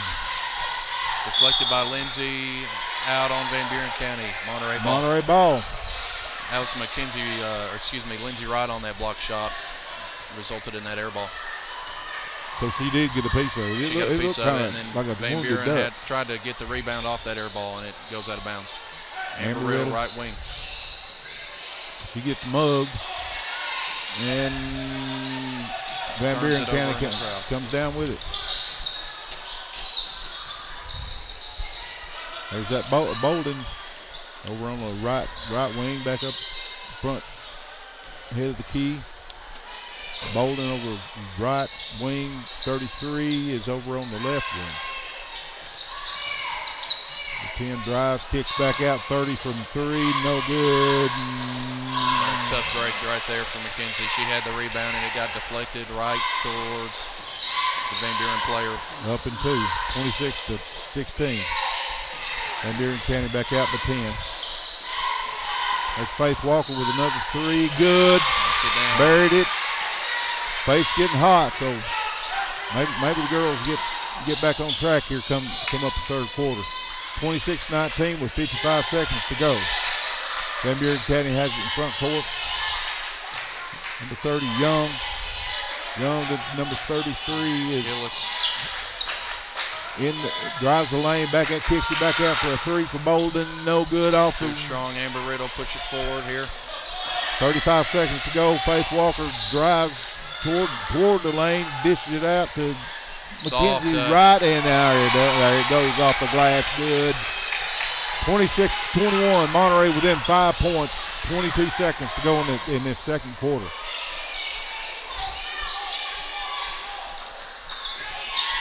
.33 back over to number 10, back to 33. She looks, drives the lane, up, drives the whole lane right through the defense. Good drive by Hillis. Up and 2. 2 seconds to go. Faith shoots a long one up no good. 28-21, folks. That's your second quarter. It's halftime. We'll be back with a halftime show right after a word from our sponsors. At First Volunteer Bank, we're not just a community bank. We're a bank that's here for our community. We know our customers by name and treat them like family. And we're here to serve our community however we can. Whether it's teaching financial literacy in our local schools or collecting and donating thousands of canned food items each year to local food banks, we're a part of your community. If you're looking for a community banking relationship, we make it easy for you to switch because we're here to help you every step of the way, right down to a local person on the other end of the phone to assist you when you need it. First Volunteer Bank, member FDIC, equal housing lender. Monterey Foods, your hometown grocery store. From the time you enter their door until your groceries are carried to your car, you'll be treated as a valued customer. Come by and see Danny and his staff today. And remember, they have fresh cut meat daily, and check out their weekly specials at Monterey Foods on Facebook. They're located at the corner of Holly and Stratton in Monterey, or just give them a call at 931-839-2434. That's 931-839-2434.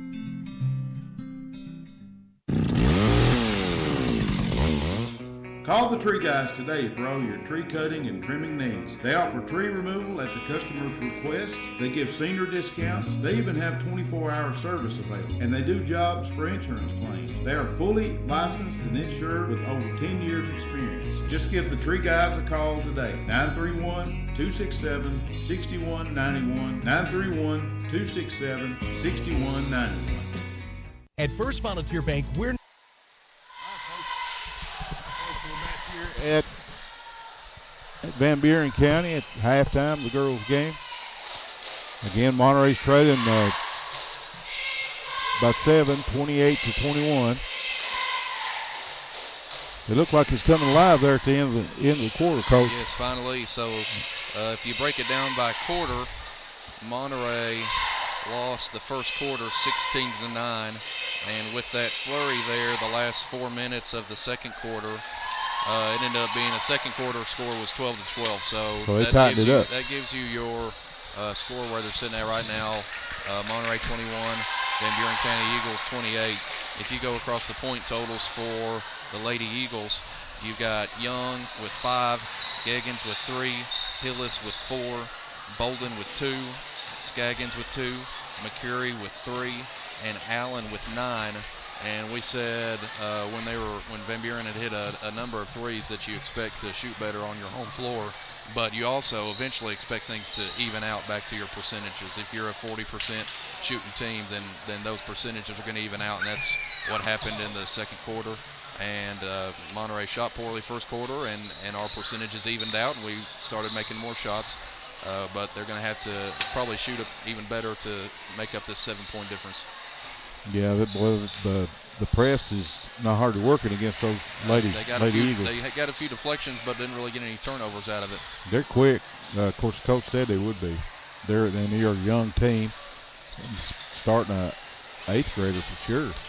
You know, that's hardly unheard of anymore. Well, you don't have many schools that are set up like Monterey High School being a 7-12, and I'm really not for sure what the setup here is at Van Buren County. I know all the schools are on the same street, but I don't know how they're split up by grade level.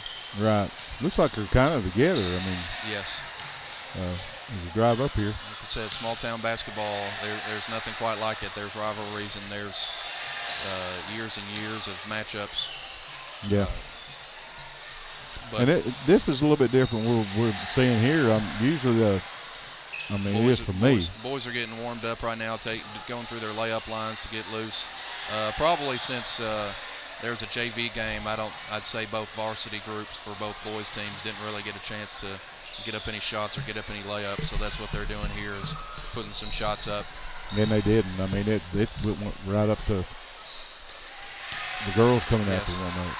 And since the boys are warming up and we got a few minutes, I'll mention you can't mention the girls Van Buren team without mentioning Lake and Bolden. We also can't mention Van Buren County boys without mentioning Caden Mills.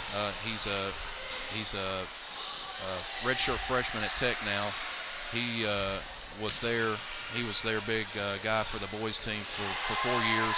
He's a 4-year starter. He scored over 3,000 points, 3,166 points.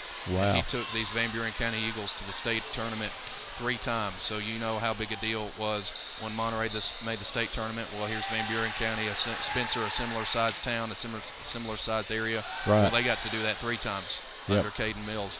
And actually, the year that they didn't make it was his senior year. They ended up getting upset in the region tournament by Clay County. It was a huge upset because Monterey and their state tournament team had lost both matchups against Caden Mills, and I'm cheating the other kids on that team because they were exceptional teams. But Monterey state tournament team lost 2 games to Van Buren County and Caden Mills. So if they would have had to match up with them in the region tournament, things might have turned out differently for that squad. But you can only play against the people that show up against you or the teams you schedule. Right. And that allowed Monterey to beat Clay County in the region, lead Academy in the sub-state, and make their first or second state tournament appearance.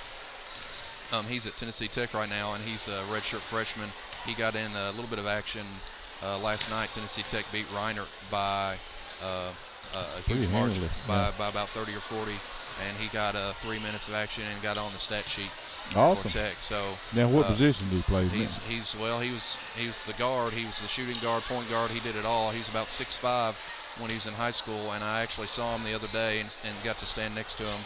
He's got to be somewhere close to 6'7". He's continued to grow. Wow. So he's I don't know what Coach Pelfrey will have in store for him at Tech, but the reason I bring this up is you got Monterey with their state tournament appearance. You've got Van Buren County with Caden Mills and their 3 state tournament appearances. And when you're in a small town like this, it has an effect on the whole town and the whole community. Sure it does. 2 years ago when I was up here coaching a junior high baseball game, I was at third base, coaching, giving signs, and the third baseman sort of looked like Caden Mills. And I asked him, I said, "Hey, are you Caden Mills' brother?" And you would have thought by the look on his face, you would have thought I compared him to Superman. I mean, really? Those 6th and 7th and 8th grade kids, they grow up watching Caden Mills make the state tournament 3 times, then they're going to grow up playing basketball. Wow. You would have thought I told him that he was Superman, the look on his face. He said he wasn't his brother, but he said he made sure to tell me he does play basketball. And I recognize him and some of the other baseball players from when they were in middle school out there taking some shots. So that made me think about them and just the effect that some players, when they come through an area like this, and what they can do. Yeah, it's awesome. I've slowed down a little bit, and that's the reason I can do some of this broadcasting and stuff. For so many years, I missed the the boys and girls playing. Even I'd go to some of the football games, but folks, it's awesome if you come here and watch these kids how they play. They play their hearts out, and it's just for the love of the game. Absolutely. And for pride. For pride in what the jersey they're wearing. Exactly, and it's just awesome to watch them. You get the chance when they're home. Let's get in there and fill that gym up. Thursday night. Yes. Thursday night, and Warriors from White County. White County, and I'm trying to think of the last time that Monterey played a 3A school. I know 2 years ago they played a team called Page, which is a 3A school enrollment-wise. But they're out of South Nashville. Really, you got to go to Murfreesboro and then just keep on going almost to Columbia, and that's about a 2-hour drive. So they didn't really fill up the gym like you'd expect a 3A school to. But White County will, and that'll be an exciting game to see also. Yeah. We said their girls team is actually, I don't think I got to mention their girls team is 5-0 at this early point in the season, and their boys team is at 3-2. So I was able to look up those scores and those records for White County, and we won't look too far ahead. We got a game and a half still to play here, but that's the great thing about basketball is every day is a new opportunity. Sure it is. Well, we talk about throwing those records out. Of course, Monterey's got them in the den, so anything can happen. That's right. The Monterey faithful get out there Thursday night, and let's get behind both of these teams and get more purple in there than the burgundy. That's right. Well, we're coming down on the third quarter's fixing to commence. I looked down on the other end down there, and the Van Buren County's got their eagle.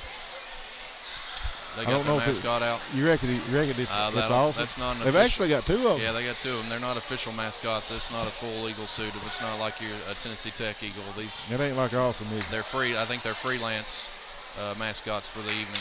I got to fix his feet a couple of times when I had my shoe shop. That was kind of cool. Actually got to beat the guy that did inside the suit. Yeah.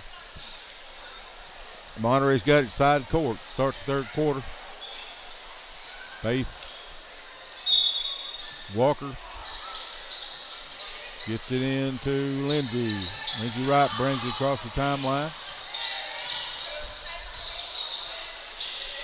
Back over to Faith. Faith over to McKenzie in the corner.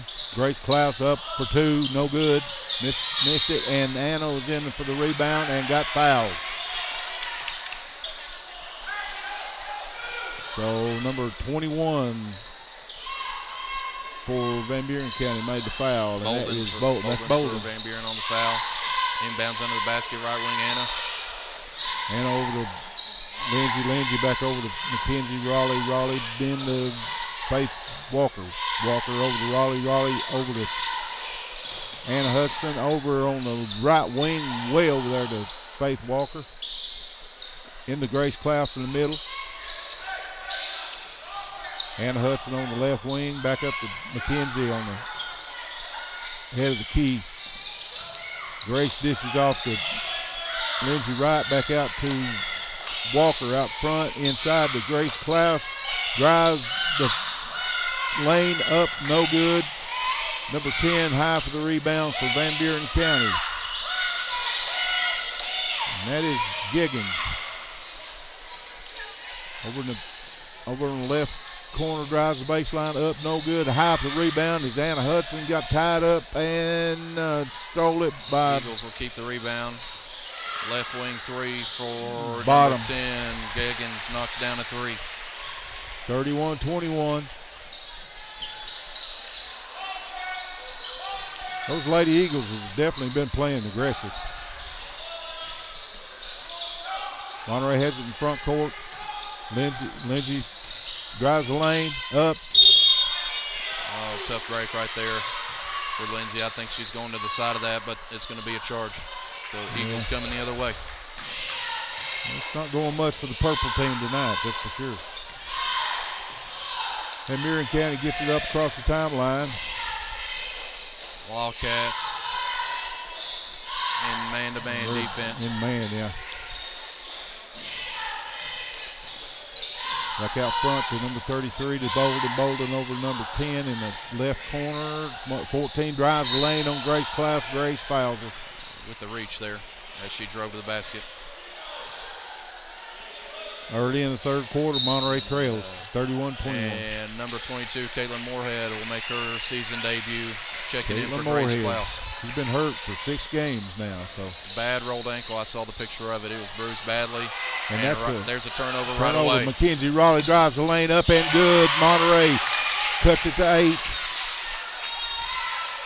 That was a turnover by the Lady Eagles of Van Buren County. They get it back in the front court over to Bolden. Bolden, 33 looks at it. No, decides not to shoot. Back out front to 30. 30 over on the left wing.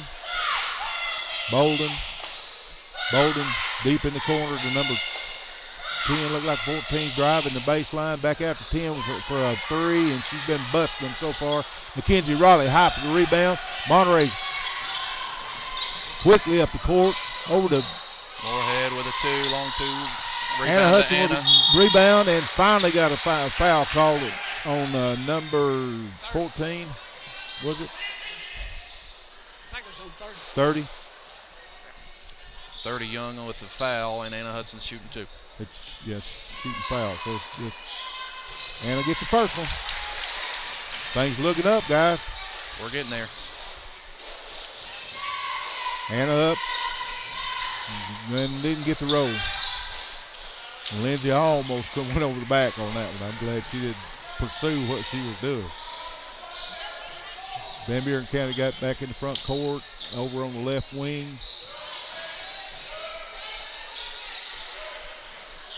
Bolden back out front. Number 10 high. Out high, back in 33 to have the key. Number 10, need to guard her. She's deadly with them threes. And got tied up by Caitlin under the basket. Caitlin under the basket, yeah. She's coming in there. Really could have drawn a charge right there. She lowered her shoulder and leaned into Caitlin, and Caitlin got the tie up. Van Buren County gets it in. Number 30 drives the lane. Up for the rebound is Faith Walker. Walker into Mackenzie Raleigh. Raleigh brings it across the timeline.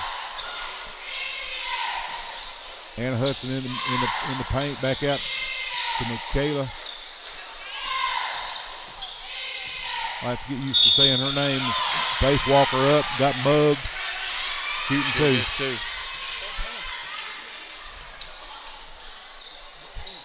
14 on that foul. Scaggins, Faith Walker shooting 2. Monterey within 7 now, within 6. Number Lindsay Wright checking out. Sally Markham Sally checking Markham in. Sally's a freshman. Yes, she is. Good job, Faith Faith. is good, Knocks down good for another both one. of them. She's up to 10 points here. Monterey within 5. 4:13 to go in this third quarter. Monterey's really played some good ball this time, this quarter. They've won the quarter up to this point. Still 4 minutes. In the paint, and Caitlin Moorhead with the foul. At least she didn't make the shot. That was good defense. She started off all ball and then ended up getting a little bit of body after that. So number 14, Scaggins, shooting 2. Up. Good. 32-26. Lady Eagles in front. 4 minutes and 3 seconds to go. Up. No good. Could have been over the back call, but it wasn't called. Out on Bolden. Monterey coming the other way.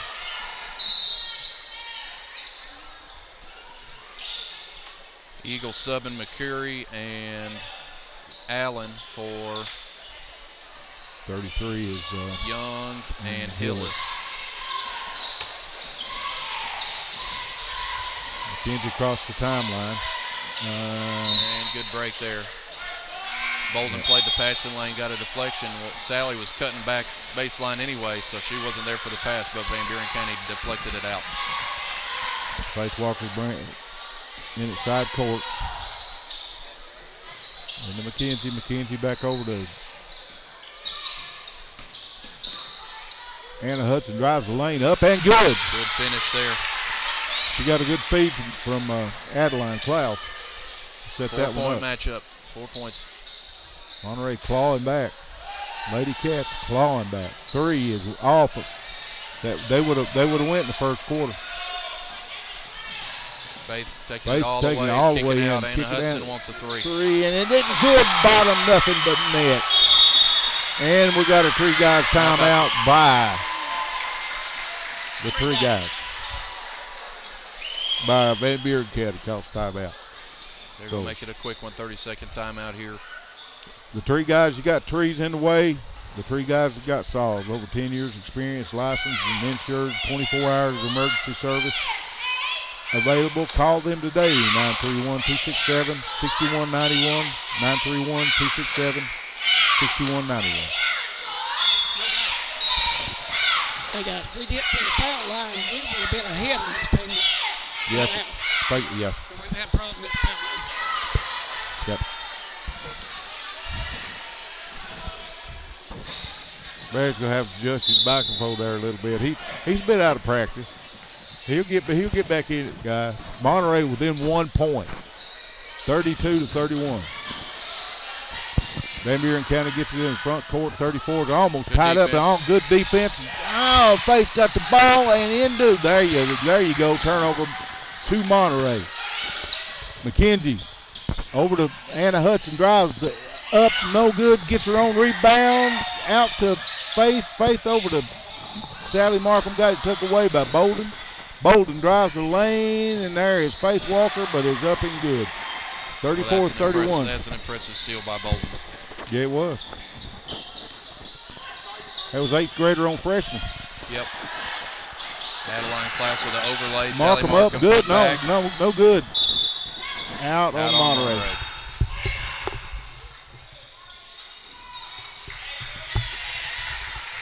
Lady Cats is clawing back. Lindsay comes back in the game for Sally Markham. Deep in the left corner. 23 drives across the key, back over, way deep. And 34 drives the lane and threw it right to Anna Hudson. Turnover to Monterey. Lindsay Wright back out to Anna Hudson for 3. No good off the back iron. 23 high from Van Buren County. Back up across the timeline. Over to Bolden for 3. No good. Fight for the rebound. Tied up. And Monterey's got the possession now, or so they get the ball under Van Buren County's end of the court. Looks like that's a tough break just for Monterey to lose jump ball possession there, because they had 2 people under it and it got tipped up away from McKenzie and then to where Van Buren could get a jump ball off that. McKenzie gets it back in the front court over to Anna Hudson. Hudson looks into Lindsay Wright, drives. Bolden all over her. Stole it. Another steal. Bolden was a good little player. Up and good. 2 points for Bolden. 36-31. She is very quick. Van Buren County back out to 5 points.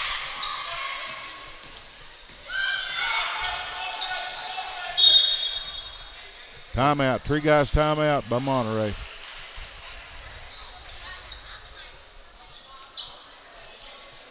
Folks, will get by the First Volunteer Bank. We're broadcasting this live to you from the First Volunteer Bank broadcast booth. Get by and see Tanya or David or any of the nice folks there. They'll take care of you. They're your neighborhood bank, and remember, they're the bank with personality. 210 East Commercial Avenue, Monterey, 931-646-5501. 931-646-5501. Monterey heads outside court. Faith Walker brings it in. Caitlin Moorhead back in for the Wildcats. Throwing it over the top of the defense. Good feed, up and no good. Underlaid. That was a pretty pass. Good It's a little short play. on the layup. Van Buren County quickly back up across the timeline and almost stolen by. That's a big hit right there. Anna Hudson just took that, jumping that passing lane. And she hit the floor hard. She's hitting the floor hard, and she is up quick. Yeah, she's going to shake it off. Trainer's out there quick. Yeah, Trainer's out there quick. Coach Sims offered her a sub. She's not going to take it. She's staying in. It's Monterey ball. She hit the floor hard. That's Caitlin Moorhead back in the game. Over to McKenzie. Anna Hudson drives up. Good. Drives the lane. Pretty move. It's a big part of her game. 36-33. Monterey within 3. Van Buren County gets it under, kicks it out to left wing, up and good from the corner. A 3-pointer. Allen again. That's her 4th. Faith Walker back across the timeline into Caitlin Moorhead. Moorhead drives, got mugged but no foul. And quick steal by Anna Hudson. Up, no good. Gets her own rebound, back up, no good. Caitlin. Van Buren County finally comes down with the rebound with 17 seconds to go. Bolden got it intercepted by Mackenzie Raleigh. Drives all the way down the lane up and no good. Missed the layup. Got 5 seconds to go. Caitlin Moorhead for 3. Good. Up and good. That's her first 3. Yes. End the third right quarter. At the end of the third quarter, folks. 39-36. Lady Cats are clawing back in this one. That's the first points for Caitlin for the season. And so you got the boys team right here in this bleacher near us, and they know the same thing that we do. Caitlin's missed those first 6 games. This is her first game back, and every single boys player is standing up on that 3-point attempt. Oh yeah. And a big shout when it dropped. Had them hands in the air. That's right. So Monterey won that quarter by 4. So that gives us your fourth quarter margin of 36-39. They've got 3 points left to make up. Folks, get by and see the Monterey Foods. They have fresh cut meat daily. They have weekly specials on Facebook at Monterey Foods. They're there at the corner of Holly and Stratton. Or you can call them at 931-839-2434. That's 931-839-2434. Danny and Gina and Terry and Annette and all of them, they'll take care of you if you go by there now, I'll tell you. All right, folks, this is the final quarter. Lady Cats need to win this one at least by 4. They win this quarter before, they won the ball game. Van Buren County. Down the weave. Over on the right wing, looks inside, nobody good open. Defense by Caitlin Moorhead, good denial defense. And she looked like she was, tough break. Yeah, it was. Looked like she traveled. Tough break. Caitlin with a block right there, even though the defender was really dribbling across the paint, wasn't really dribbling into the paint at Caitlin, but gets called for a block there, her second. Van Buren County gets it in the deep corner. On the left, back over on the right, number 23, Allen. 34, back over to Bolden. Drives the lane, drives the baseline, and has it rejected by Anna Hudson on the block. Caitlin Moorhead brings across the timeline over to Faith Walker. Walker to Mackenzie Raleigh. Raleigh back in the deep corner. Deflected by McCary of Van Buren. Monterey's ball in front of their own bench. Early in the fourth quarter, Monterey trails by 3. Faith Walker gets back out on the point.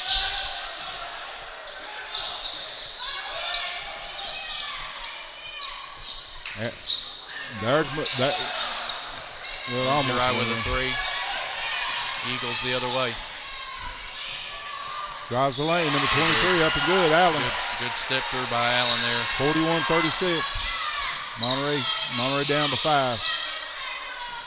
These are scrappy little girls, these Lady Eagles. That was a great move by Mackenzie Raleigh with a 2 of her own. Step through of her own that time. Drove the lane up and good with the layup. Van Buren County back in the front court. Bolden. Back over on the right in the right corner. Back up out front. Bolden over the deep corner. Sky high, no good. 34 with a long rebound. 14 with a three. No, yeah, went in. 44-38.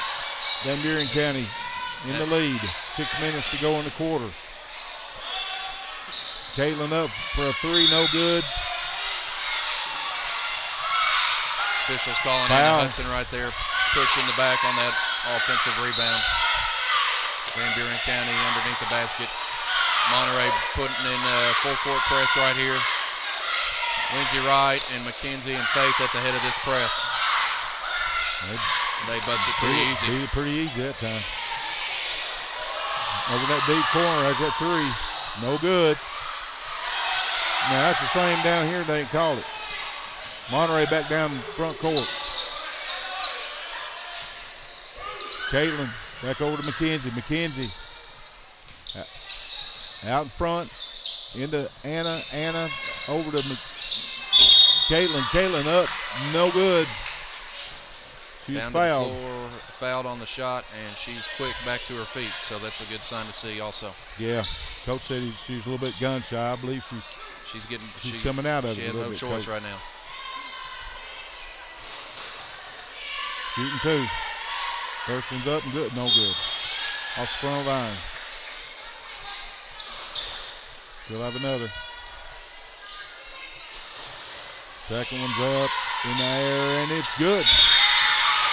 44-40.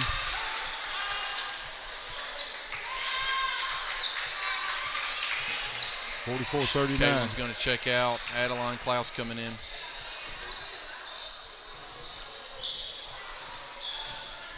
Three drives the lane, kicks out to number 10, 14. 14 drives the lane, up and good. Got good ball movement, coach. 46-39. That was a good finish and getting through traffic also. Anna Hudson up and got her own rebound. Faith from downtown, no good. 46-39.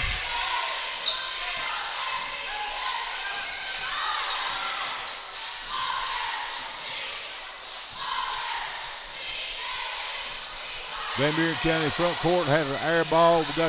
Van Buren County got the ball and foul by Scaggins there on the rebound. Anna Hudson with the rebound. That's going to be number 6. So Monterey's in the bonus after this one. Monterey's ball, 4 minutes, 44 seconds left. Full court pressure from just one person, and then it backs off. Mackenzie Raleigh into Adeline. Adeline over to Hudson. Lindsay's been quiet tonight. Into Faith. Faith into Anna Hudson to Mackenzie. Shoots a three up, no good. Bolden for the rebound. 23 for three, no good. Lindsay Wright coming the other way, being pressured the entire length of the court. Faith Walker got fouled on that, and that'll be the bonus. Number 10, Gaggins on the foul. 1-1 should be for these Wildcats. Yep, they're in the bonus. The next 4 minutes. Monterey trails 46-39. Faith Walker at the line, up, good. Now it's 40, 46-40.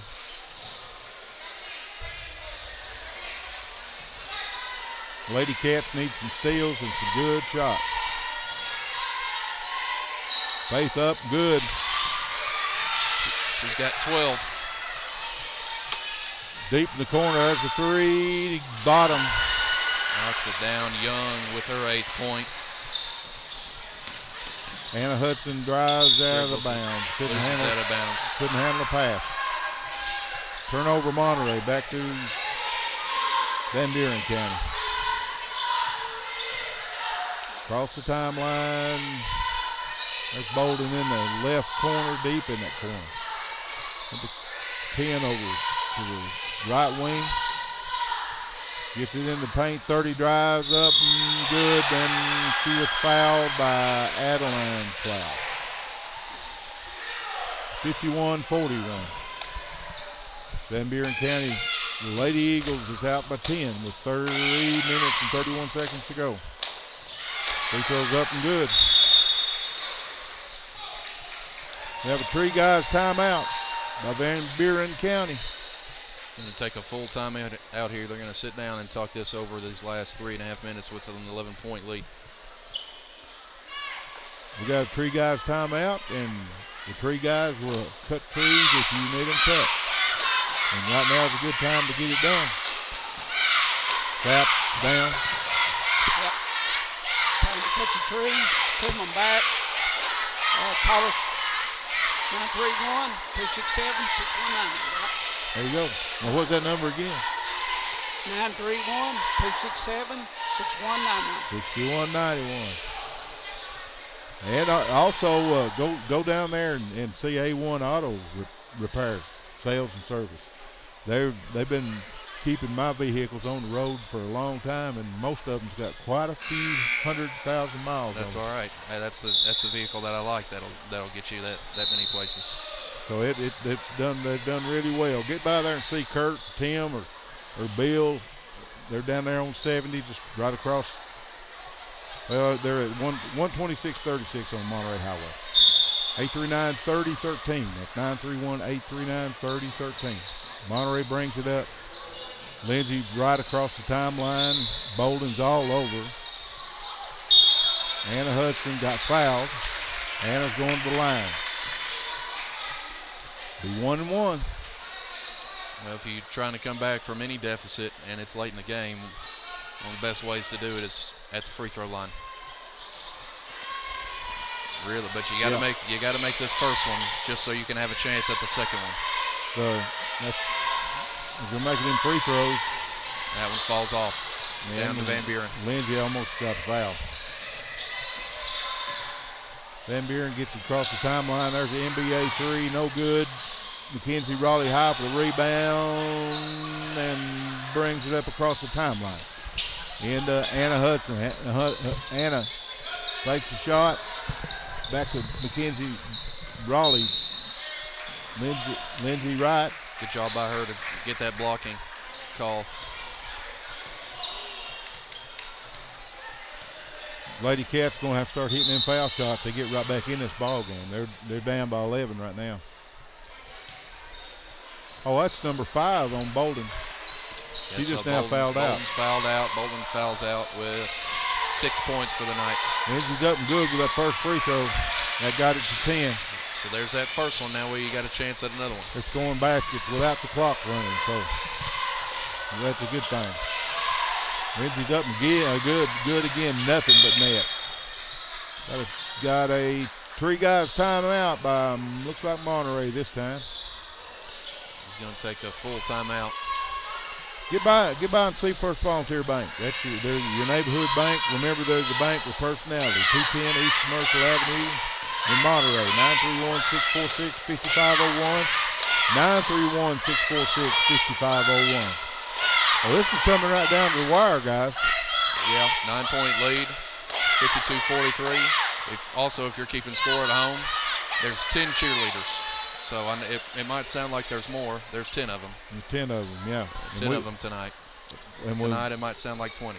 When we look over there on that right corner, we have to look through the cheerleaders. Yes, anything under this basket closest to us is through a maze, a forest of cheerleaders, but we'll be all right. No, we're just happy to be here. Absolutely. They're cheering us on. They're cheering the girls on. Okay, folks, we got 2 minutes and 53 seconds to go. Monterey's down by 9 points. That'd be three three-pointers by Faith Walker. Caitlin Moorhead is subbing back in, and Monterey's going to come out with a press. Your 5 Wildcats are Lindsay Wright, Mackenzie Raleigh, Faith Walker, Anna Hudson, and Caitlin Moorhead.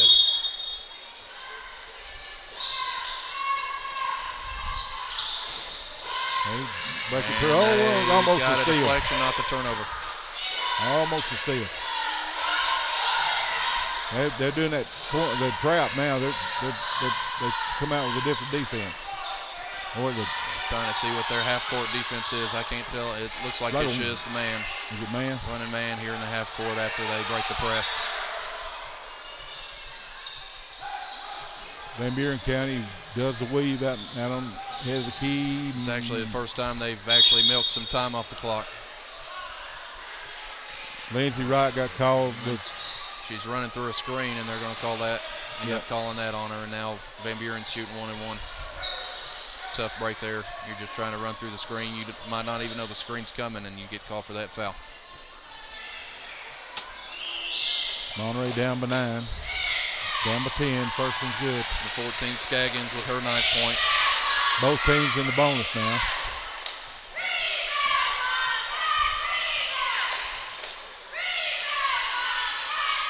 Second one's up and good. 11-point lead for the Lady Eagles of Van Buren County.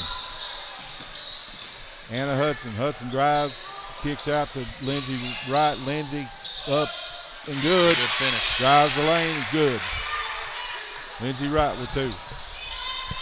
Full court by Monterey Lady Wildcats.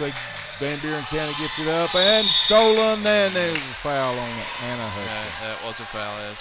Might be some disagreements there, but Anna got a lot of arm there, which would have allowed Faith to intercept that pass, but they'll be shooting instead. Scaggins back to the line. Van Buren's done a great job breaking this press. Monterey's got a few deflections, but no real turnovers out of it. All right. Van Buren County played a good ball game. Scaggins First with one's the up first. good. 10-point lead by the Lady Eagles. Second one's up and no good. Rattles out. Anna Hudson. High for the rebound. Down the corner to Faith Walker. Faith shoots one of them threes. It's off in front of the rim. And Caitlin Moorhead ties it up. And the possession arrow goes to Monterey. So we get the ball back. Good play, girls.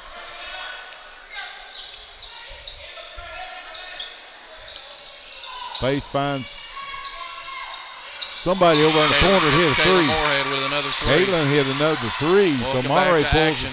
Full court press. Within 7. Trapped in the corner. Oh, yeah, here we go. Turnover. There's a turnover, Wildcats. 92 seconds left. Monterey down by only 7.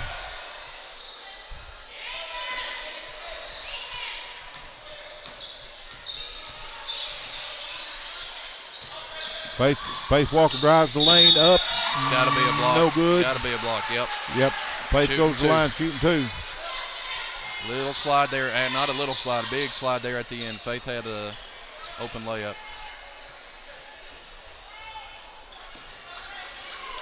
Faith be shooting 2. First one's up. First one's good.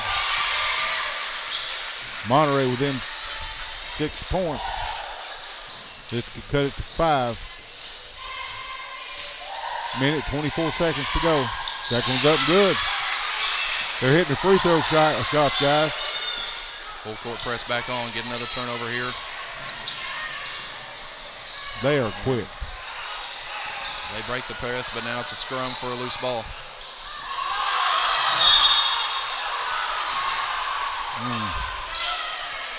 Tough break right there. Yes, it was.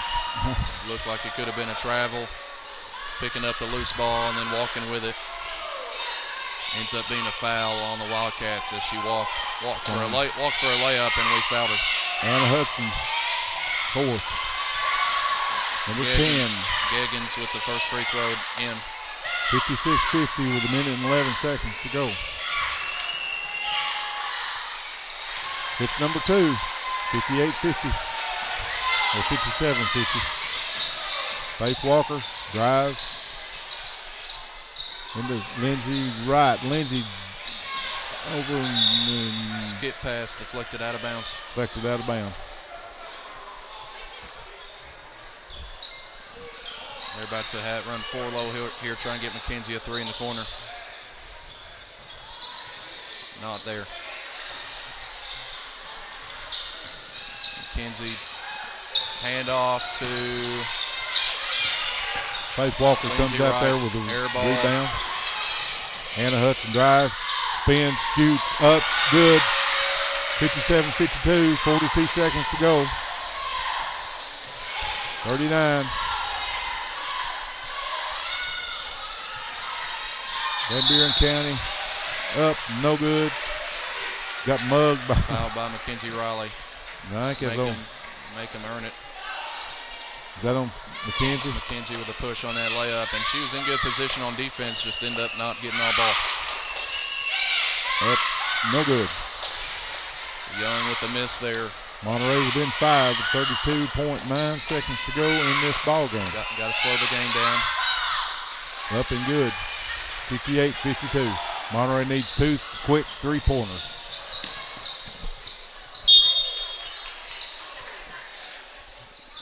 Hard pass up court, deflected out of bounds. Monterey ball, Faith Walker under basket here. Really in the corner with us. Right in the front of us. Faith into Caitlin Moorhead. Moorhead over to Lindsay right. Lindsay drives up, no good. A little bit off the.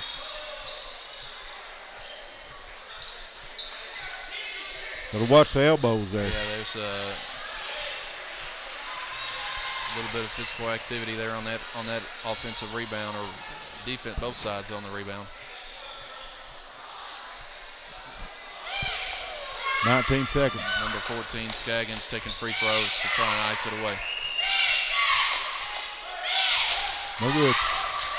Monterey within 6. 19 seconds to go.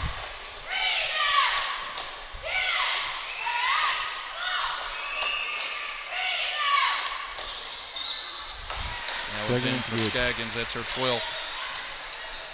Faith back up the floor in a hurry. Over to Lindsay. Lindsay into and got stole to number 33. 9 seconds to go. Trying to trap, trying to foul. They do. Foul Scaggins again. A little too late. Yeah, that was Anna's 5th.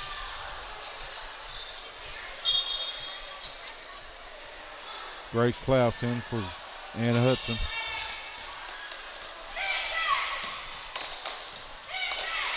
(60-52). Van Buren County Lady Eagles. Up, no good. Mackenzie Raleigh, 4 seconds. 3, 2, 1. Mackenzie with a long 3, no good. That's your ball game, folks. 60-52.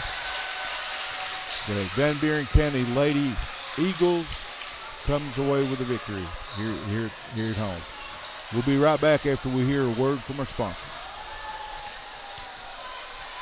At First Volunteer Bank, we're not just a community bank. We're a bank that's here for our community. We know our customers by name and treat them like family. And we're here to serve our community however we can. Whether it's teaching financial literacy in our local schools or collecting and donating thousands of canned food items each year to local food banks, we're a part of your community. If you're looking for a community banking relationship, we make it easy for you to switch because we're here to help you every step of the way, right down to a local person on the other end of the phone to assist you when you need it. First Volunteer Bank, member FDIC, equal housing lender.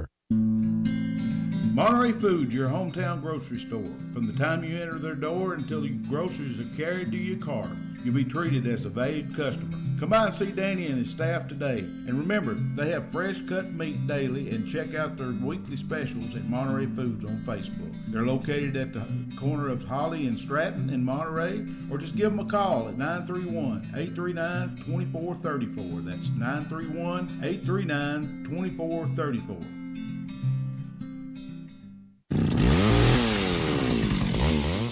Call the Tree Guys today for all your tree cutting and trimming needs. They offer tree removal at the customer's request. They give senior discounts. They even have 24-hour service available. And they do jobs for insurance claims. They are fully licensed and insured with over 10 years experience. Just give the Tree Guys a call today. 931-267-6191. 931-267-6191. All right. We are back here at Van Buren County High School in Spencer, Tennessee. The boys have taken the floor for their layup lines. Monterey Wildcats and Van Buren County High School men's Eagles teams. We just got finished with the ladies' game, a 60-52 victory for Van Buren County. Going over point totals for both sides. Point totals for the Van Buren County Lady Eagleettes. Number 30, Young, finishes with 12 points. Number 10, Geggins, finishing with 8 points. Number 33, Hillis, with 4 points. Number 21, Bolden, with 6 points. Number 14, Scaggins, with 13 points. Number 34, McCurry, with 3 points. Number 23, Allen, with 14 points. And number 12, Rigsby, without any points, but did log official minutes. For your Monterey Lady Wildcats, you had Anna Hudson finishing with 14. Mackenzie Riley finished with 7. Lindsay Wright finishing with 8 points. Faith Walker with 14 points. Grace Klaus with 2 points. And Caitlin Moorhead with her return to action with 7 points.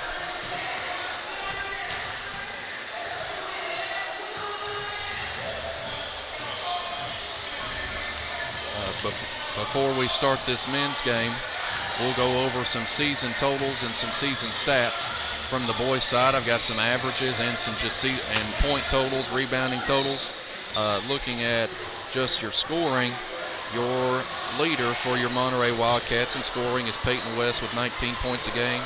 Second in scoring on the team is number 3, Caden Jones, with 13 points a game.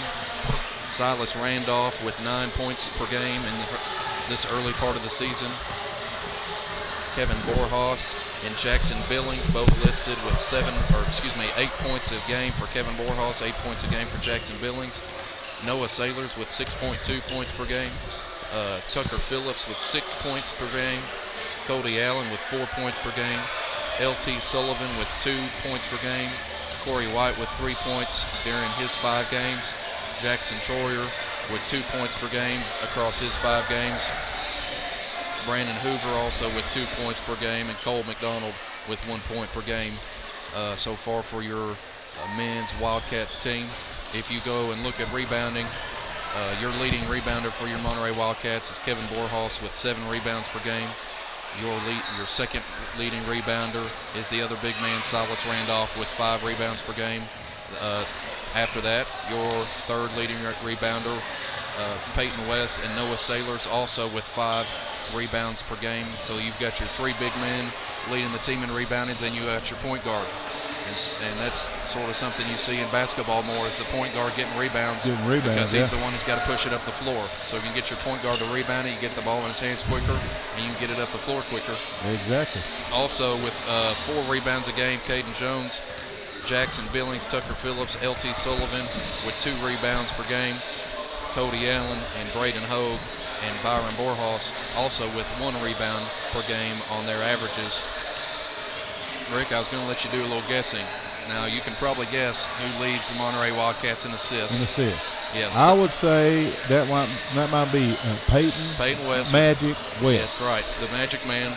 I call him Chuck. It's Charles West, so I call him Chuck when I see him in the hallways. I'm going to call him Magic. Chuck West with 7 assists a game. Second on the team in assists, Caden Jones with 4 assists. So that makes sense. Your guards are your top 2 assist guys.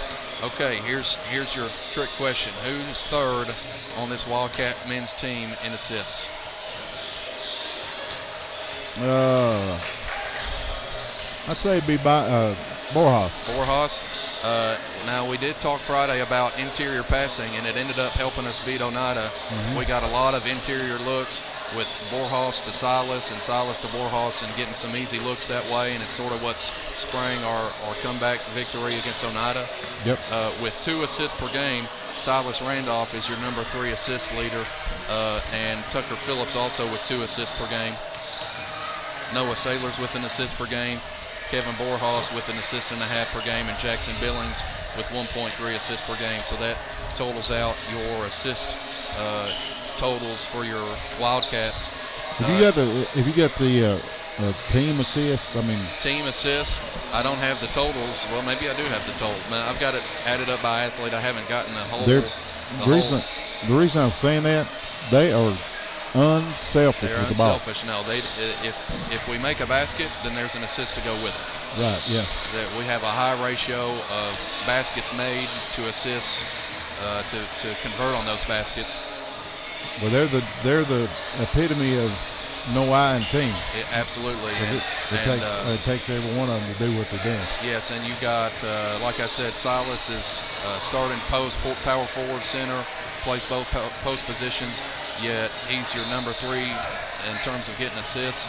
And also Noah Sailors with an assist and a half, 1 assist per game also, and we've talked about his leaping ability and his athleticism. Oh, he's great off the bench. I mean, he's number 6. Good number 6 player. And you don't, and getting a senior like that off the bench also is just really big for Coach West and Coach Phillips. We look at some defensive stats, leading the team in steals, 3 assists per game for Peyton West and Caden Jones, 2 steals per game for Silas Randolph, 1 steal per game for Cody Allen, 1 steal per game for Kevin Borhaus, 1 steal per game for Tucker Phillips and LT Sullivan. Noah Sailors with half a steal per game. And also defensively, your leader in block shot is Kevin Borhaus with 1.3 blocks per game. And also another important stat that we're able to keep up with is deflections. Peyton West with 2 deflections per game. Silas Cody Allen with 2 deflections per game. Jackson Billings with 2 deflections per game. So that rounds out your Wildcat defense and what they've been able to do at this early part of the season. If you want to look at just some just raw numbers in 6 games, Peyton West has 17 3-pointers. Caden Jones has 12 3-pointers. Jackson Billings has 10 3-pointers. Tucker Phillips has 5 3-pointers. Cody Allen has 6 3-pointers. So your outside shooting, and like I said, I didn't just name off one person. I named off a whole five other guys that have not just made a 3-pointer every now and then, but made multiple 3-pointers at multiple moments in multiple games to put these Wildcats where they are. Right. Did you give total points per game? Total points per game, I don't have total points per game, but I think I know what that is. Do you know just what that is? Take a stab at it. Take a stab at it. I'm going to say 80 points a game for 6 games. I do teach math, so I'm going to say 480 points. Well, I meant per game. Per game. So yeah. I would say 79, 80 points per game. 80. You got it. 80. Good job. Good job. Well, we've been here for all the games, so we should know. We are know, huh? We're a little bit of a lucky guess, maybe. So all of the stats that you've got, that's for all 6 games? That's all 6 games, yeah. That's something else I want to bring up, folks. I mean, we're sitting here in 2 weeks and about 2 days, and we played 6 games. Yes. Already. Oh, yeah. It's basketball. Right. I mean, what else are you going to do when it's cold outside, right? That's the truth. They've definitely been taking advantage of it. Go run around in the gym, right? Yeah, it's been a great season so far, and it's just 6 games. Yeah, and hopefully if our Wildcats can do what we hope they do and make a run in the playoffs, then we should be up close to 40 games by the time it's all said and done. Yeah, that's what me and Barry over there, and he's been all quiet tonight, ain't he? We're going to have to get him in the game. Well, we're in this corner right here. It's just hard to. I believe he's been nibbling on them fries. I've been seeing about 4 or 5 different orders coming out really? here. I think he's taking fries for books. They had some barbecue nachos here. I used to be a thing of mine. I'd traveling around to these games. I'm going to get some barbecue nachos. Grundy County, good barbecue nachos. Monterey's got great barbecue nachos. Yeah, they do. So. Really do. But I've seen them fries coming around here. I know Barry's been grabbing a few of them. That's the reason he's been so quiet over there. He's had his bike off eating them fries. Right. Well, folks, we have a good time here tonight, and like I said, it's a good atmosphere for basketball. There's a good crowd. I mean, Monterey, it's full over here. At Monterey, they bring the crowd, they bring the crew. Van Buren County's got. Are the bleacher sections? Would you say they're even, or is this side bigger? I think Monterey's got a big little side bit. has a bigger bleachers to fill up, and we've filled it up. Yep. Yeah, it's that one over there is a little bit shorter, I believe it is. Yes. This one's a little taller, and Monterey has filled it up. So Monterey Faithful is out here in Spencer, Tennessee tonight, for sure, on this cold. We got December 3rd. That's right. Well, we got 4 more minutes left. We'll probably run another ad, but I do have some stats here. Some more just total rebounding. Kevin Borhaus with 44, and I told you the averages already. Peyton West with 29, Silas Randolph with 32, Noah Sailors with 28, Caden Jones with 25. So that's your starting 5, and pretty even distribution of rebounds. Now, is that defensive and offensive? That is total rebounds. And then, like we said, assists. We told you the averages per game of assists. And really, I looked at the box score for the Smith County game, and Coach West did some different rotations. He did some different minutes played for different kids. And Peyton only played 14 minutes of that Smith County game, so he only ended up finishing with 3 assists. Right. Before that game, he was averaging 8 assists a game. Well, so that one knocked it down. But like I said, with the girls' game, we'll expect that average to come back up. If it stays too low for too long, it'll eventually come back up. Of course, Peyton was, should I say, Magic was. He was in foul trouble the whole game. Yeah, I saw he had 3. He finished with 3 fouls. Yep. And of course, Coach West took him out. But that was a good win. Smith County was a good win. That's going up to AA. Yeah, going up in enrollment. And then the Oneida game was just awesome.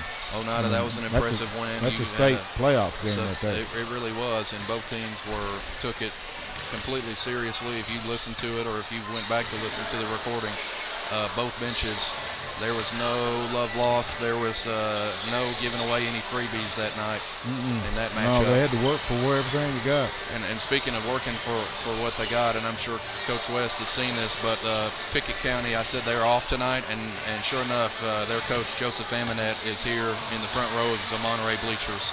So, okay. So, you reckon he might be scouting? He's absolutely Van Buren scouting. County? Well, I know who he plays next Tuesday, and that makes me think otherwise. Yeah. I met him over there when we got over there early, set up for the thing, and you can't beat that man.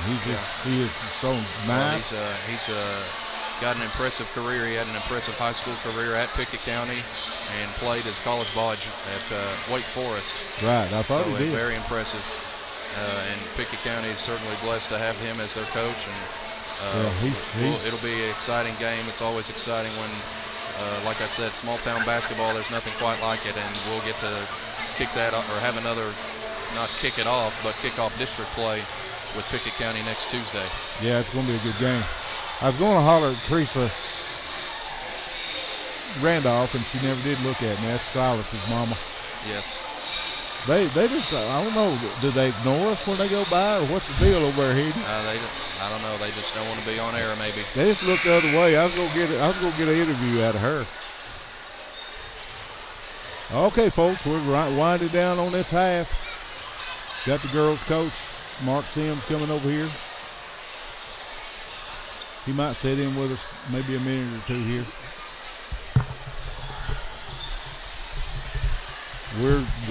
We had a microphone failure, and so we're kind of short on microphones, so we're swapping them back and forth. Yeah, I feel like I'm rooting somebody out. Oh, we'll make room, that's for sure.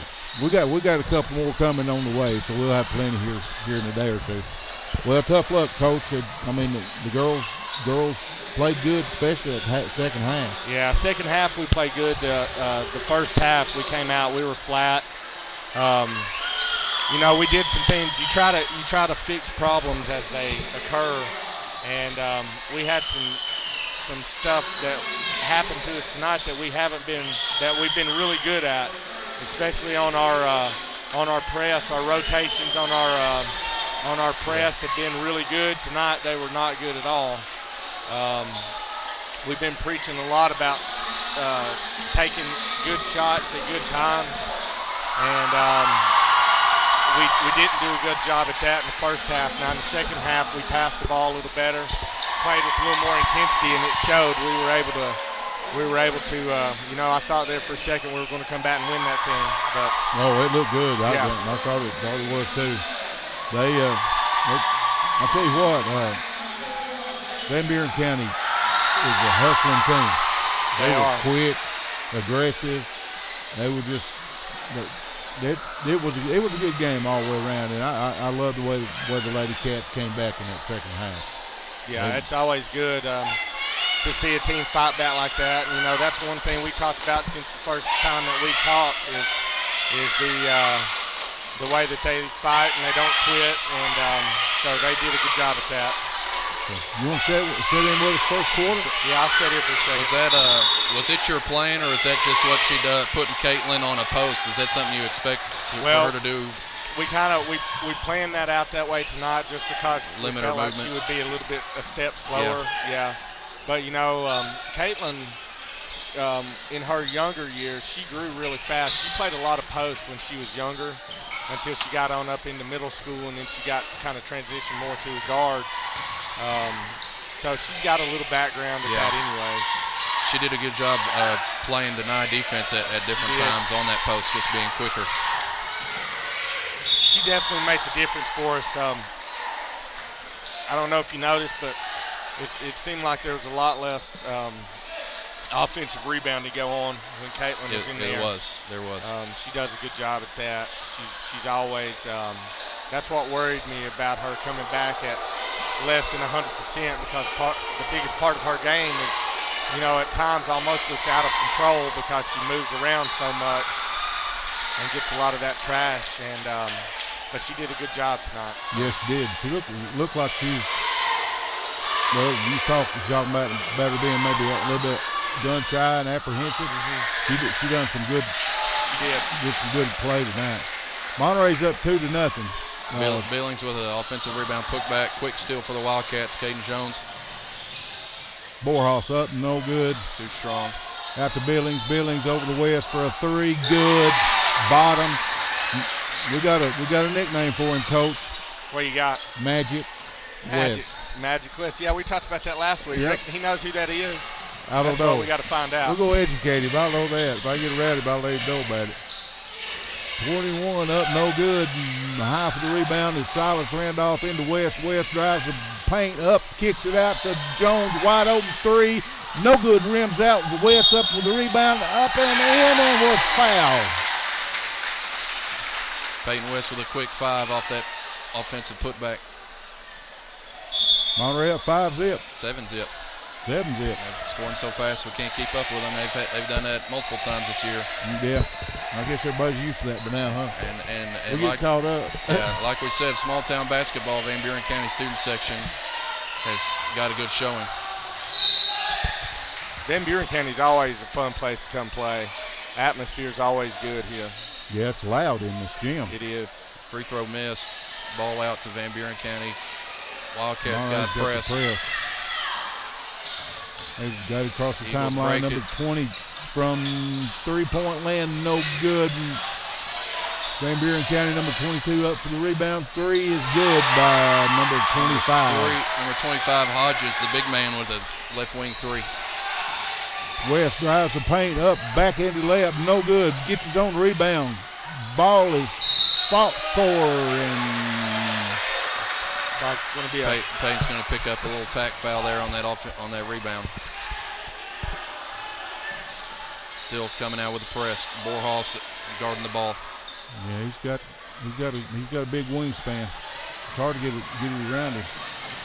Van Buren County with it up across the timeline. Feeds number 32 in the corner. No too good. Strong on the floater. Silas up for the rebound. Jones down 3. No good. Borhaus over the back. We'll see is that. Borhaus had 2 hands on it.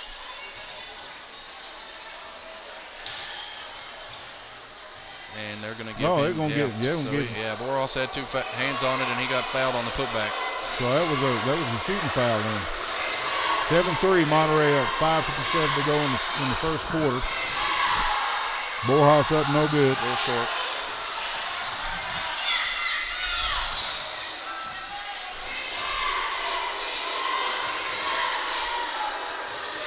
Kevin Borhaus, number 15, the 6'4" pivot man. Up and good with the second one. Monterey 8-3. Van Buren County gets it in. Monterey's got that press going. And finally getting across the timeline. Into number 10. Up. Good. Shooting on your home rims. Buried to 3. Monterey 8-6.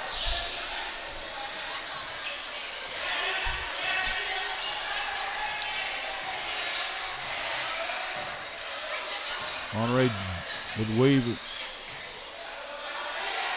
West with a three. Buried it.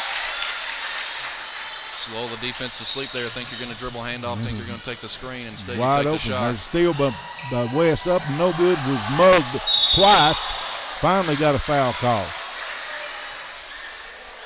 Peyton doesn't have a whole lot of quit in him, does he? No. He stays after it. And he's giving those guys a few inches, and he's still taking the rebound.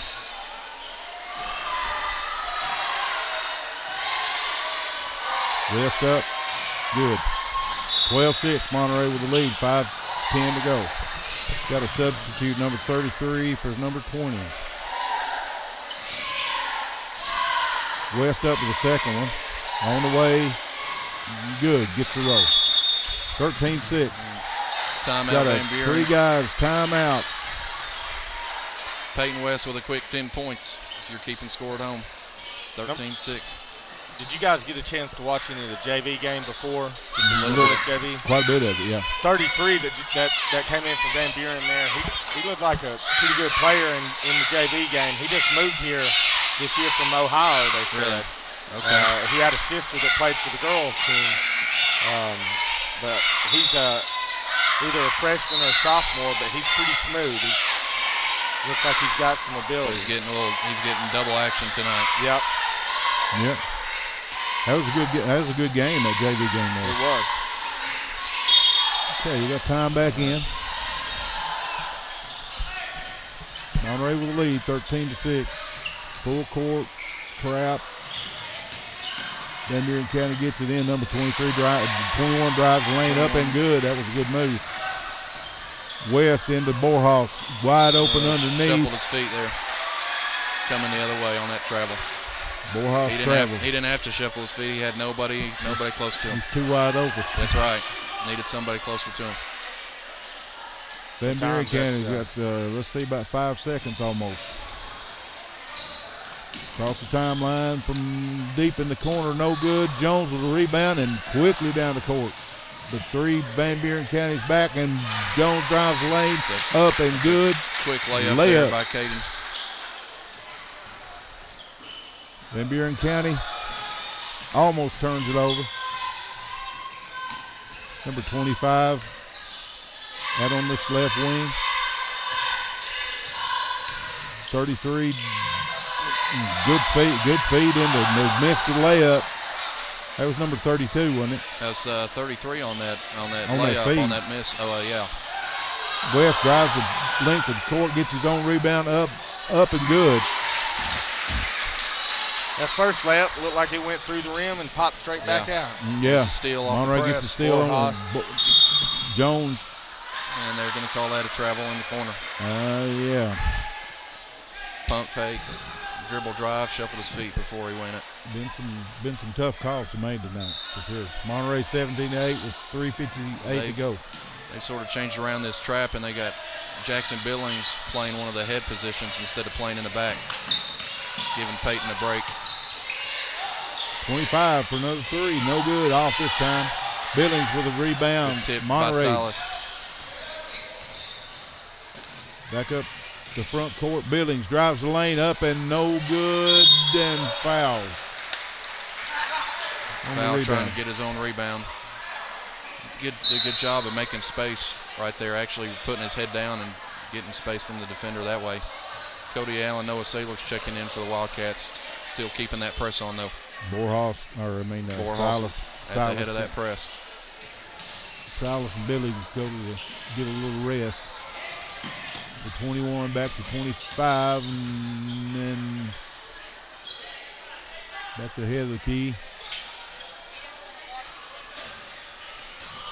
33 drives around the head of the key over on the right wing with Sailors all over him, and got a foul in the corner there. A little too close, Sailors did.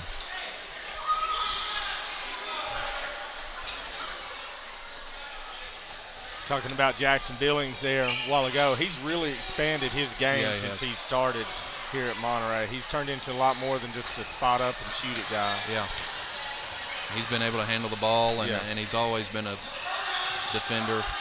Wide open Allen in the corner. Oh, 3 was off. Van Buren County rebound back up in front court. Good head fake. Good finish. 21's a player. The guy with his 4th point. Monterey back down front court. Over to Jones for 3. Jones missed the 3, and it's out on Noah Sailors there. Good positioning. Just couldn't corral that rebound. Too much traffic. Sailors is good on the boards now. He can definitely do some rebounding. Jackson and Silas back in the game. Borhaus, Caden Jones getting a break. Press staying on. Jackson and Noah at the top.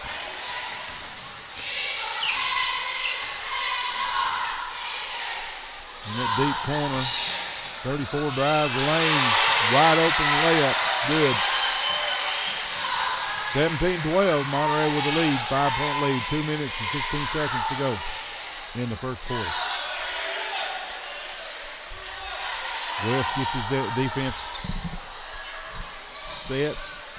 Billings in the corner. Silas in the paint, got hammered. It's a good move. It was a good move. He's got that good spin move. He can shoot with either hand, too. Yeah, he might be the best one on the, maybe other than Peyton, using their right and left. Yeah. When you see a kid using their left a lot, they've worked a lot. Absolutely. That's not something that just comes natural. You got to work at it. Silas up and no good. 32 in for 25. 25 is Austin Hodges. 33 is John Allen. Monterey gets a rebound. Sailors up, got hammered. Going to line, shoot 2.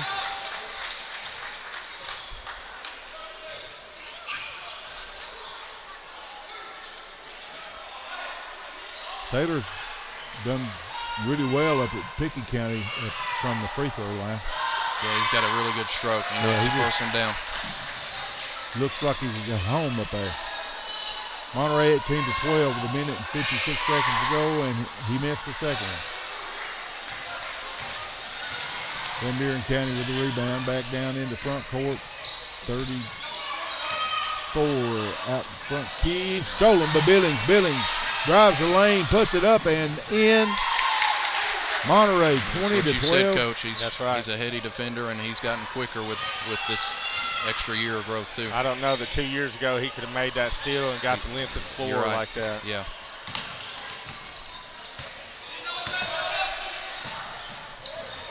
He's right on it. 10 wide open.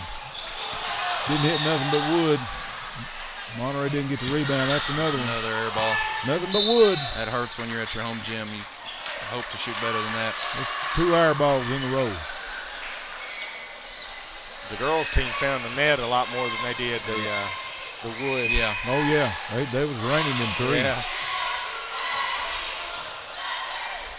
Raining in 3. Silas underneath in 32 climbs his back. And what about I don't know if they're going to call that shot. 1-1.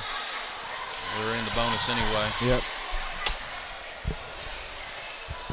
Silas played good under there so far.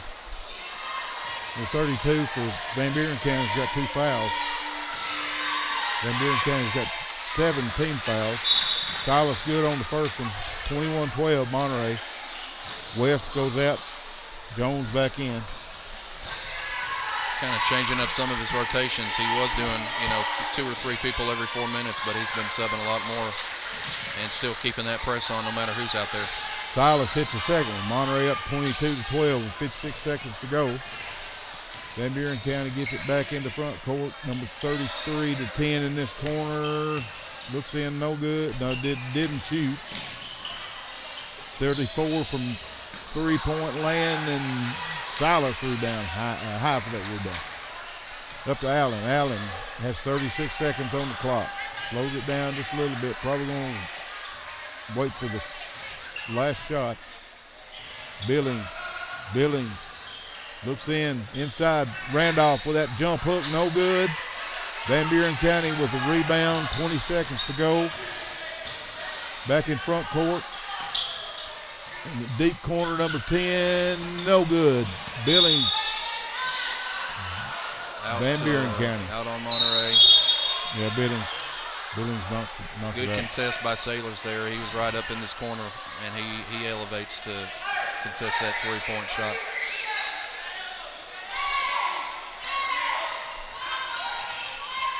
One from deep corner. Sailors high for the rebound. That boy can rebound, I'm telling you. He's going to take a three right here, too.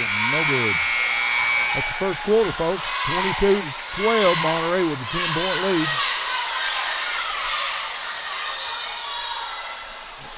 First quarter point total, Silas Randolph with 2, Kevin Borhaus with 1, Peyton West with 12 points in your first quarter, Caden Jones with a 2, Jackson Billings with 4, Noah Sailors with 1, Austin Hodges from Van Buren with 3, Jacob Guy from Van Buren with 4, Jason Stevens with 3, and Clay Cox with 2 for your Eagles, and still 10 cheerleaders. They haven't added any more, even though it sounds like it. All right, I'm going to leave this up to the professionals. Absolutely. All right, Hey, see you Coach. guys. Thanks for having me. Thanks for coming by.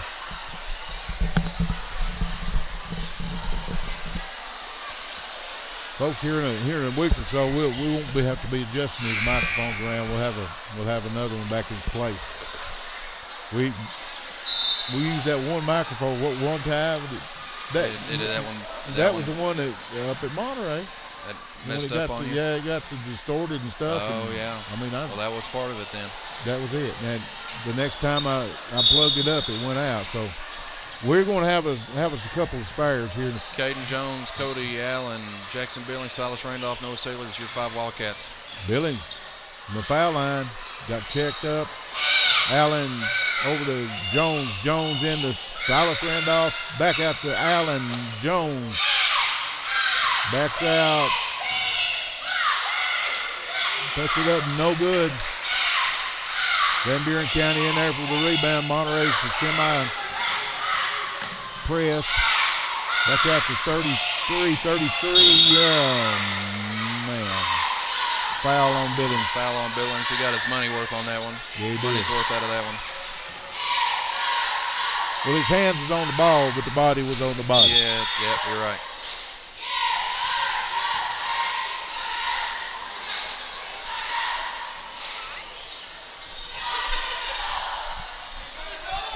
Got me a bite of popcorn. Number 33 with the overlay. Up, no good. Off the back iron. Silas Randolph high for the rebound. Jones drives lane up good. That was a quick move, guys. 24-12 Monterey. Deep pass in the deep in the right corner, back out front. 21 for Van Buren County. 25 takes a look, pushes off. No foul call. Doesn't matter, back iron out. Silas to Peyton West. West, Allen drives the lane, good move up and goal, almost good. That shot should have went. That was a move. Van Buren County back in front court, 25 from deep 3, no good. There's the Sailors for the rebound, back up to West. Front court, over to Cody Allen. Inside the Sailors up good. Good left right there by Noah Sailors. Good feed by Magic West. Deep corner 3, good. Knocks that down, number 32. 3 guys timeout. Looks like a full timeout, ain't it, Coach? Yeah, they broke the press really quick right there, so Coach West's just going to Talk about that real quick, so that way, easy mistake, hopefully a quick fix. Monterey Foods has fresh cut meat daily. Check out their weekly specials on Facebook at Monterey Foods. Corner of Holly and Stratton. 931-839-2434. 931-839-2434. Monterey's flexing their muscles a little bit in in this second quarter. Yeah, that student section has quieted down significantly. Yeah, it took and we've still missed a good amount of open shots. Yeah, so if we figure out these rims, then it might really be on. 11-point game from now. West flows it up across the timeline into Sailors. Sailors back to West. West looks inside, nobody open. Bad pass there. Try to get a touch pass to Silas. Turnover. Van Buren County back up in the front court. West knocks it out of bounds.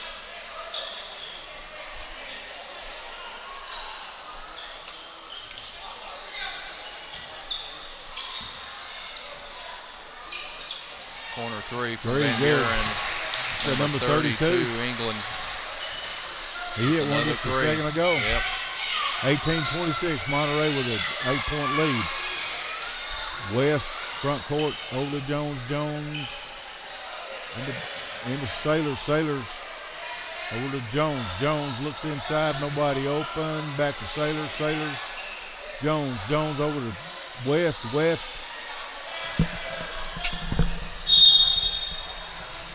West was fouled by number 33.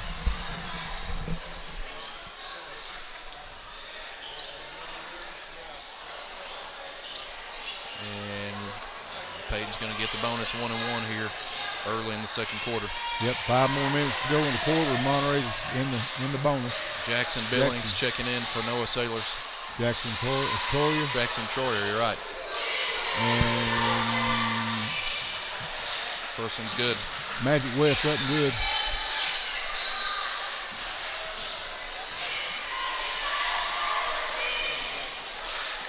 Second one falls. 14 points at this early stage for Peyton West. 28-18, Monterey with a 10-point lead and got trapped in the back court. Jones almost stole it. We got to watch we for got about a 10 second count. They got it.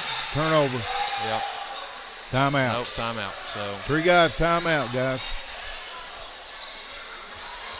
Okay, 3 guys got trees. 3 guys got saws. Over 10 years experience, licensed and insured, 24 hours emergency service available. Call them today, 931-267-6191, 931-267-6191. This is a loud gym. That's right, yeah. Small gym, loud gym. Lots going on. Crowd like it is. It's just the atmosphere is great up here.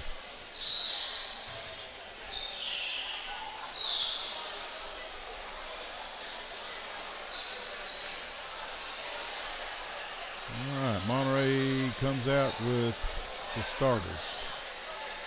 Jackson Troyer is in for Troyer, Jones, Borjas, West, and Silas. Billings may have a couple of fouls, 2 or 3. Oh man, that was he didn't call that one. Dribbled it off his hip, could have been a double dribble there. Yeah, well, I'm not gonna go there. Refs do a good job. Still make up for it with a stop. Especially blocked by Borjas and a foul. He'll be shooting 3. It's number 21. 21. Jacob Gay. Right, Jacob Guy. He's a senior. Yep. Good on the first one. He'll have 2 more. Monterey 28-19.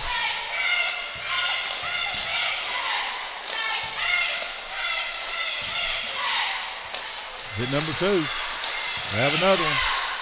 He is fouled in the act of shooting a 3-pointer.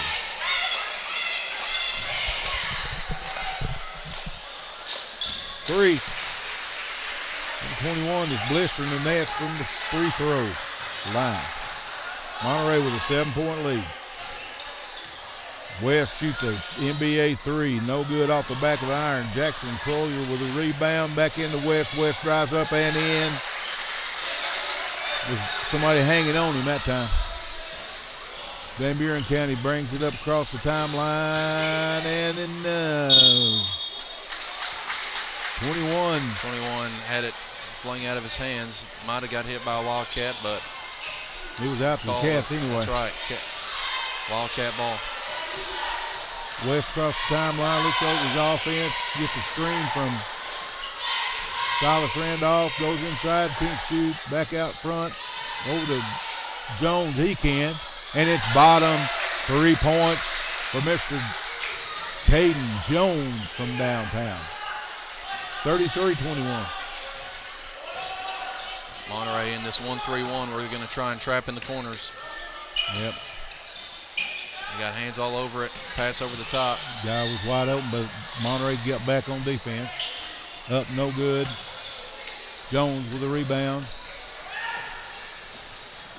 Over in the corner to Jackson Troyer. Almost. Off. Almost. Monterey's Possession ball. with Monterey. Good shot by Jackson, just honeycombs around and out. Yeah, it went all the way down in there and come out. That's one of them that went down and almost touched the bottom of the net. Come back out of it. Cody Allen back in for Jackson Troyer. Jones drives the lane up and good. Oh, rolled off. Hung up there on the rim, then fell off. That's a good move. 21-25 takes a three-pointer.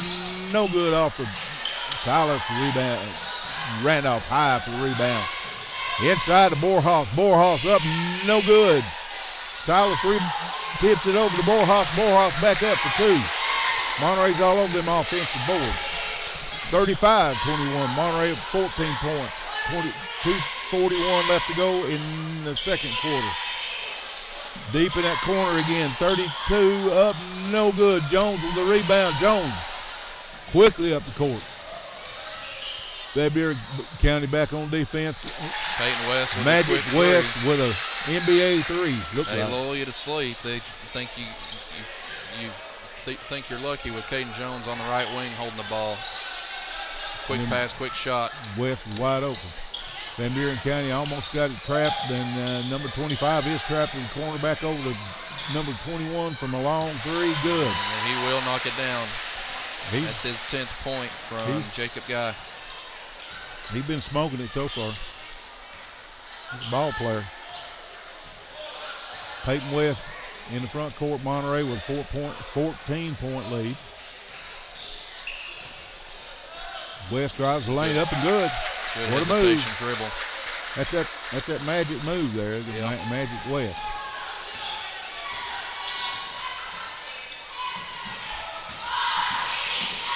.32 back over here to 10 with a long three from the corner. Good bottom. That boy can shoot too. Number 10, Jason Stevens. Peyton West up the floor quick. Over to Allen. Allen over to West. West into Borhaus. Borhaus good. 42-27. Monterey up by 15. Monterey's going to go to a different defense. Looks like they're in man now. 56 seconds to go. 21 for a long three. No good. Off the back of the iron. Allen for the rebound. West up to Jones. Jones. It's inside. Nobody open. Back over to West. West thinks about a long three, but didn't do it. Into Borhaus. Borhaus. There's that interior passing. Good feed by big man with the assist there. Silas Randolph into Borhaus. Borhaus with the layup. Good. Monterey up 17. 26 seconds to go. Van Buren 25 from a long three. Back off the back iron. All over his back, but it wasn't called.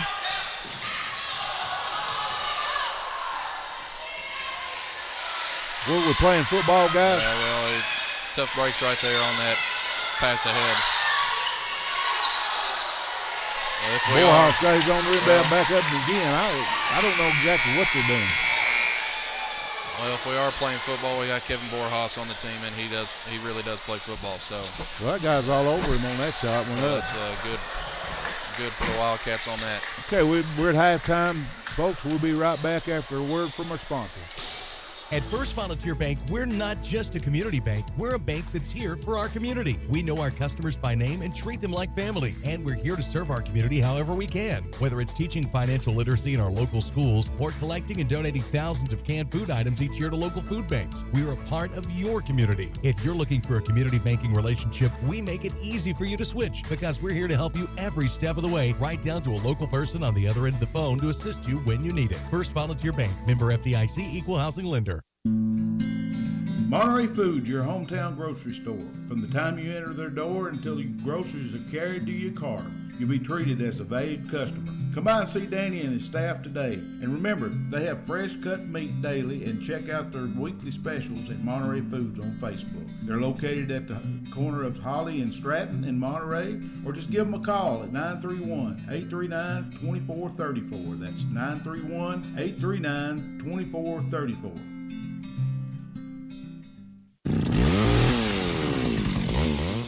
Call the Tree Guys today for all your tree cutting and trimming needs. They offer tree removal at the customer's request. They give senior discounts. They even have 24-hour service available. And they do jobs for insurance claims. They are fully licensed and insured with over 10 years experience. Just give the Tree Guys a call today. 931-267-6191. 931-267-6191.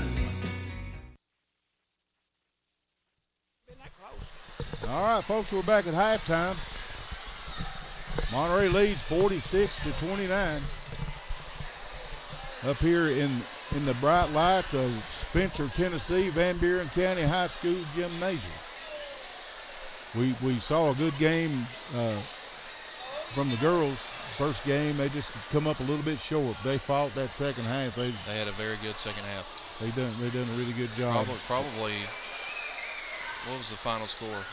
8-point loss, 10-point loss? Yeah. So it was 7 points at halftime, and end up losing the second half by a point or two, even though you really for almost the entire second half you were winning the game, or you were winning the second half. They don't count the wins and losses that way, but they were outscoring Van Buren pretty much the entire second half until Van Buren kind of laid on some free throws and some late shots. Yep. Here in the first half of this boys game, while they were in halftime making adjustments for your Van Buren County Eagles, number 25 Austin Hodges with 3, number 32 Stephen England with 6, number 21 Jacob Guy with 10, number 10 Jason Stevens with 6, and number 34 Clay Cox with 2 points.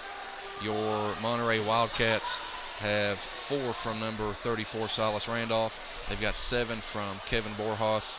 They've got 21 from Peyton West. Wow. 7 points from Caden Jones, 4 points from Jackson Billings, and 3 points from Noah Sailors. So that gives you your Monterey's 46 points and your Van Buren County Eagles their 29 points. Yep. So if you look at both sides, your leading scorer, obviously Peyton West for the Wildcats and Jacob Guy for Van Buren County, and he absolutely has been the trouble for the Wildcats, making passes and shooting from distance. He's built a lot like Peyton as far as being wiry, a little bit longer. Yeah, he's actually but moves very well and shoots it lefty, flicks it with the other hand. Yeah, folks are missing a good game over here tonight at the Van Buren County High School gym. So hopefully we're bringing the action as close as we can get it anyway. That's right. If they move up and down the court so fast, sometimes it's hard to keep up with them. You know, they've got 46 points this half. Have they scored that much? They've had a couple 50. They were Eagleville. They had 58. Oh, that's right, yeah. Eagleville. They had 58 or 59. Because we had that stretch of time where we were the first to open up the season, scoring 30 points in the first quarter. Scored 31 first quarter against Oakdale, scored 34 first quarter against Valor Academy. Yeah, that's right. So this isn't quite as much scoring as some of those early on games, but this is a tougher opponent in their gym, not a neutral floor or anything like that. I tell you what, they're going to have to keep the hammer down on Van Buren County. They'll come back and hurry within 3 points. Yeah, they've relied a lot on the 3-point shot. Something of note that I thought was interesting, and maybe it wasn't Van Buren County, but we've been around the region and the district, and Gordonsville, who we've said is their boys team is off to a good start. They are playing Eagleville tonight, and Eagleville is who Monterey was eliminated by in the sub-state round. So that was last year, if the state tournament goes through Eagleville, or if the state tournament goes through Monterey, like it did last year, then maybe this Gordonsville game will be an indicator of who's who. So if Gordonsville's not a slouch either. Gordonsville's had a good start to their season also. I checked about Wildcats just right before on Coach T, and they're up third now. Yeah. So that win at 09 when they beat Oneida. That's a big win, and Smith County both. Thursday we'll have plenty of time to talk about Thursday, but that's going to be a huge game for both sides. Like I said, it's very, very uncommon for you to see Monterey schedule a 3A enrollment school, especially there and back. It's away and home. I want to say that I checked White County's enrollment a few months ago when I was looking at some football scores, and their enrollment's around. I could be wrong. I want to say it's close to 2,000. I'm going to guess 1,800 or 1,900. I could look it up exactly, but you've got a school of 1,800 or 1,900 coming into a school of 450, and that's going to be a great matchup Thursday night. And with such a big enrollment, with so many students, the visitor section is probably going to be as full as it maybe has ever been seen before. I was just wondering, we hadn't heard anything about Tucker Phillips. It looks like he was. I saw him. If you see him, he's not dressed. He's on the end of the bench in a boot from rolling his ankle against Smith County. That looked bad. He is not. Thank God there ain't no replay on that one. He's not suited up tonight, but traveling still with the team. That's one of the worst. I mean, I'm not going to get too graphic with it, but that's one of the worst ankle turns I've seen. Yeah. I was just praying to God it wasn't broke, because it looked like it was broken. He's walking on it with a boot. Yeah, I've seen He's got the assistance from that boot, so that tells you that it'll take some time. Yeah, Coach West said it'd be a few games before he got back. Now, he's a little fire plug. I like to see him come in. He's another one that's good on assists. Yes, he's very good coming off the bench. What do you think about it over there tonight, Barry Henry? You've been awful quiet over there. You still eating them French fries? Yeah. Slow down a little, though. About to get full. About to get full? Yeah. Well, you fire up here in a minute. Hey, there's another team coming up there we really haven't talked a lot about. Clay County, I think they're rated like number 6 in the state. I read some things about how they've looked. They've actually beat this Van Buren County team. Clay County beat this Van Buren County team earlier this season by 30 or 35. Over here? And I think it was here. So this will sort of be a little transitive property. We can compare scores and talk about it, but we'll sure as heck see it when they take the floor together. Yeah, this Van Buren County team lost by 39 to Clay County last Tuesday. So a week ago today, Clay County ended up winning by 39. 80 to 41 for the boys, and the girls ended up winning by 24, 70 to 46. Wow. So just looking ahead, Monterey doesn't have to see them until it'll be 2 weeks from today. So like I said, district play kicking off next Tuesday at Pickett County, and then another district game against Clay County. And that's at Clay County, so that's another rowdy gym, and that's a tough place to play. Oh, yeah. Well, I'm tell you what, you get in the district, this district from top to bottom this year. Like I said, it's about the toughest round. Oh, yeah. It is. Yeah, so that's why Van Buren County, they're kind of the cream of the crop of District 5A, but last year, no team from District 5A made it to the region portion of the playoffs. And usually, if a team does, it's Van Buren's the only team from this district to make the region tournament, and then you'll have 3 teams from District 6A make the region tournament. We got 15 seconds, folks, before the third quarter starts. Again, tell you the score 46 to 29. Monterey's out by 17 points. We've sort of mentioned their press and their substitution rotations a little different, and I think part of that's with Tucker Phillips out, and I also think maybe a little bit of that is with Pickett County's head coach Joseph Eminette sitting on the first row of the bleachers. You got to give them a little something different to look at, whether it means something or not. Van Buren County's going to take the ball first here in the second half. And a steal by Monterey. Turn it over. Tap by Billings. Jones down the lane, up and good. Assist by Magic. Peyton West backhand layup from Caden Jones. Also known as Peyton. That's right. Van Buren County couldn't shoot. 25 from NBA range. Good. That boy can bust him too. Monterey bring it across the timeline. Taking their time here early on. Peyton got it over in the deep corner over there to Billings. Billings back over to Jones for a long three, wide open. Van Buren County with the rebound. Peyton West is back, and look at that move by number 23. Number 21 gets the ball up and in. No, that was number 20 got the rebound back up and in. That was offensive rebound. With the putback. West across the timeline, back over Jones on the right wing. In the middle to Silas, up and good. Who come in with that pass? Is that Borhoff? It is in that corner, I think so. Over on the left wing is Van Buren County Eagles. 21 back out to 33 at the top of the key. It's 3 or 4 of the Van Buren counties underneath the offensive boards where the. Like I said, they rely on that three. Need somebody in black in there. Foul on number 20 on the rebound. We talked about the banners here in Van Buren County, and this is the first year I've seen them not wear it. You know, Indiana University wears red and white candy striped pants.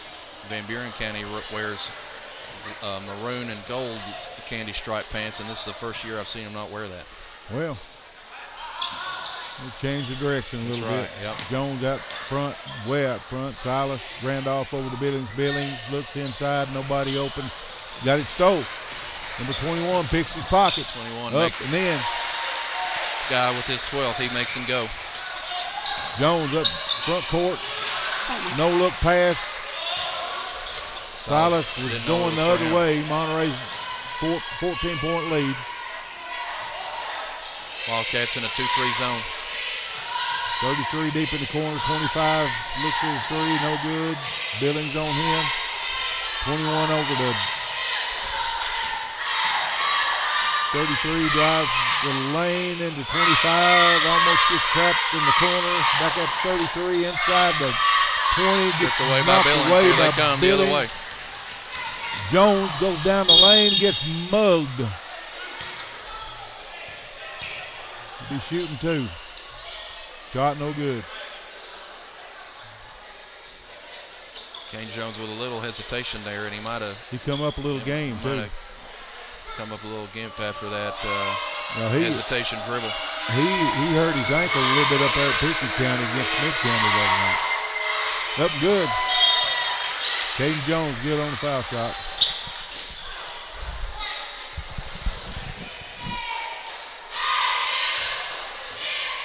He'll have another. Up.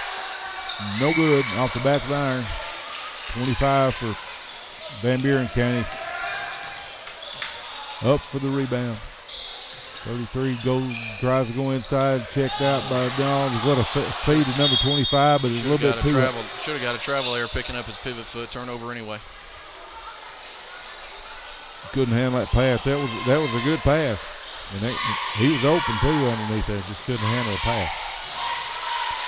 West over to Jones. Jones back to West. Back to Jones. West looks inside. Nobody open. Billings for a long three. Off the front of the rim. No good. Silas rebound there for the rebound. Up and in by Randolph. Good boards. Offensive rebound in the putback there. 53-36. Monterey up by 17. Another three by 25. 25 knocking them down.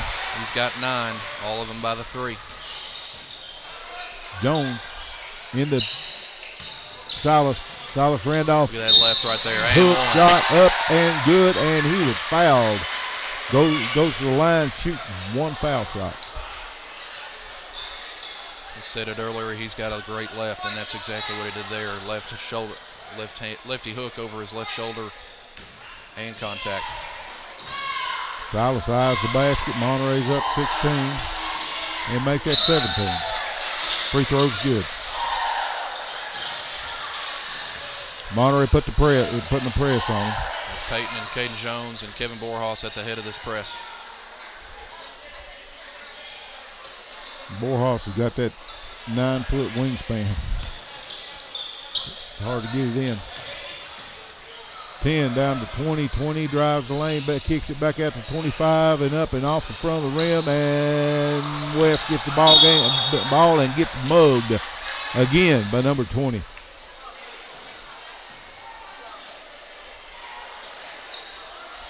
He's got 4 fouls, number 20 does. 34 in for 20. Get subbed. Clay Cox subbing in for Van Buren County. Brad Burks, number 20. Borhaus into West.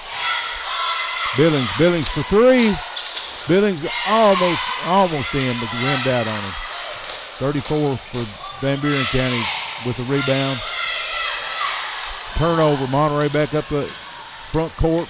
West into Silas. Silas up, no good. Out on the Wildcats there. That was on Borhaus. Strong on that layup. Monterey still got that press on. Borhaus, Billings, and West at the front of this press. And they get it in to number 10. Number 10 in the deep corner with a 3. Number 32. England with his third 3. And them boys can hit the threes. Monterey's up 14. Billings looks at 3. Into Borhaus. Borhaus up, no good.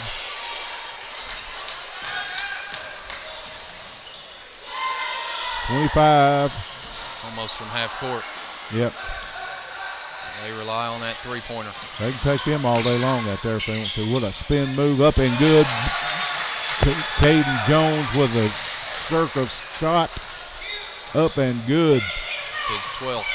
Monterey up 58-42. 16-point lead with 2:52 to go in the third quarter. 21. Foul by West.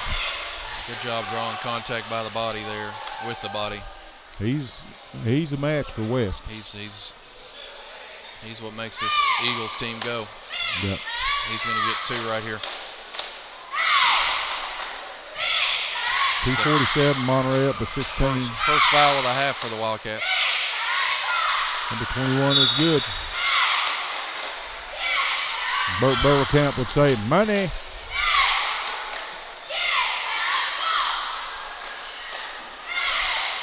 Boy, Tennessee pulled out a good one the other day during Thanksgiving break to beat VCU. Up to number 2. Second foul shot hit by number 21 is Jacob Guy. Monterey 14-point lead. Jones open momentarily. There's Allen for 3, no good. Silas up for the rebound, no good. 21. Missed the putback. Great offensive rebound there, though. 25 is just going to keep shooting. Yep. They let him shoot that far out. That was almost to the middle circle. Yeah. Billings back down. Allen inside the Sailors. Allen. Billings. No good. Good save Silas by rebound. Hustle play there. Randolph saved that one, and number 10 stole it in the middle. Cody Allen tried to get it into Silas Randolph, and the pass did not get there. 25 still shooting them threes. Monterey still rebounding every time he does. Jones up 2. Behind the What a back move. and off glass. What a move. He's gonna have to watch the taunting now. A little flex right there. Jones, yeah. Refs don't like that. 21 drives the lane. And another foul on West. How many is that? That's on Sailors there. And, Sailors. Well, he did a good job. I think if he would have kept his hands straight up, I don't think he would have had that called on him. I think when Peyton West got this hard foul on the sideline a minute ago, I think that was sort of a frustrating foul for Monterey. And Adam took him out, probably. number 21 guy with the free throw. So I think Wildcats just want to remind Van Buren County what the scoreboard says when they get these unnecessary fouls. Monterey up to 15. No good. West with the rebound. Brings it up in the front court. Over to Allen. Allen, Jones. Jones a long 3. No good. Van Buren County with the rebound. Number 10. To number 25. Oh, blocked. Good block. Good block by Sailors. Jones drives the lane up and dish it in to Borhaus up and good assist to Jones. Monterey by 17. It's a good job by Jones. He had a bad miss there on that three-pointer and comes back instead of taking a basket for himself. He gets the assist there. Yep, that's a good dish to Borhaus. 21 up, no good. 25 for tip. Got fouled by Sailors, maybe? That was Sailors, yeah. 25 be shooting 2. Number 25 does have a name. His name is Austin Hodges. Up, good. So they're going to count that as Peyton West's 3rd foul. Hodges, number 2, up good. 62-47, 36 seconds to go in the 3rd quarter. Monterey's no hurry. Page across the timeline over to Allen. Allen looks inside, nobody open. Back over to Sailors on the left wing to Jones deep in the corner to West. Back over to Allen. Allen. 18 seconds to go. Jones. Jones drives the lane up and good. He's tearing that middle all to pieces. Yeah, very good finisher right there. He's soft touch around the rim. He's splitting the defense wide open, that's for sure. 3 seconds. 3, 2, 1. Didn't get a shot. Yeah, he did. Peyton almost hit it. Monterey 64-47. That's the end of your 3rd quarter, folks. Monterey out with a 17-point lead. I'll tell you what, Monterey's got some fantastic cheerleaders. Yeah, they got some pipes on them. Since I work with them, I'll give them a shout out. Rachel Goodwin and Chrissy Uribe, your high school and junior high cheerleaders. I know Miss Uribe's here in the bleachers with the high school cheerleaders, and Miss Goodwin's at the junior high basketball game with the junior high cheerleaders. Oh, okay. So they're double booked tonight, and they're super busy. That's the sponsors for the high school, junior high and high school coaches. cheerleaders. Yep, high school cheerleading and junior high coaches. They do a good job, so that's for sure. They're double booked tonight, and this is a busy time of them because they do have junior high basketball games and high school basketball games. Yeah, I saw on Facebook where they had a game up there tonight. Yep, they're playing a private school from Smith County, so I'll be interested to see how that ends up turning out. We need to get some scores from them so we can start to post them on the website. Or I mean, not the website. Yes. We're going. That's a prophecy. We're going to get our website. Yeah. We've got a Facebook page. Yeah. We're going to get us a website. I've checked about every other day. That MontereySportsNetwork.com still out there.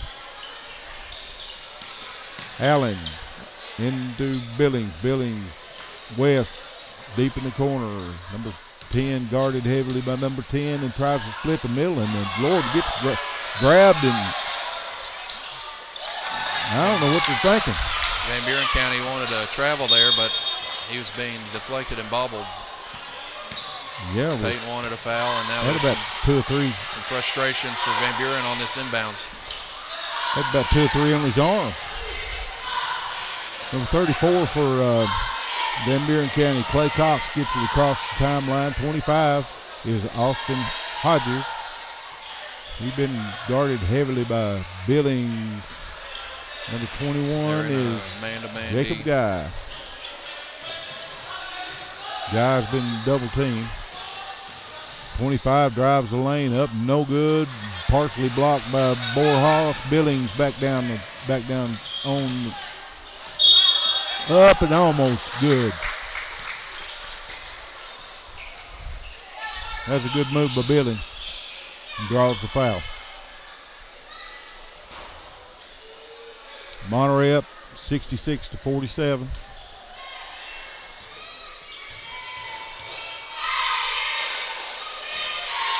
(67-47). That's the first 20-point lead. 7 minutes to go in the fourth. Billings up good. Monterey 21-point lead. 3 guys timeout. Just a substitution here. Not okay. No timeouts yet. Here I was giving them a tree guys substitution. Yeah, 3 guys substitution. 21 drives the lane up, puts it up off the glass, good. He's up to 17 for the night. Yeah, it's hard to slow him down. West across the timeline, over to Allen. Allen to Billings for a 3. Finally down. Knocks that one down. Billings for 3. 71-49. We've been testing that left wing a couple times now. Finally found his range. 21. Over to 10 for a 3, no good. That would have went first quarter. Good box out by Cody Allen there. Let Noah Sailors get the rebound. West for a long 3, number 30. 20 with the rebound. High for the rebound.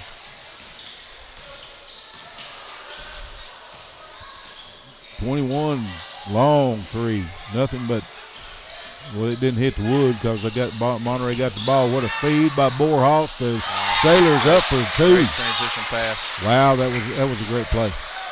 These are Pickett County coaches. They've seen enough. They're going to go ahead and mosey on out. See if Coach West gives them a nod as they leave. No, don't think so. Good steal by Billings. Deflected, and they does did get the steal steal. it. Billings He's going to take it all the way. Number 21 almost picked his pocket. Ball will stay here with the Wildcats. LT Sullivan checking in for Kevin Borhaus. Braden Hogue set to check in shortly too. Allen into We'll feed the LT. big man. Here he comes. LT, big man up, no good. 20. Boxed him out for the rebound. Monterey's had 24 points, 73-49. There's number Hodges. Still shooting. Shooting him long one. He was out there about on the V, wasn't he? He was, shot yeah. that.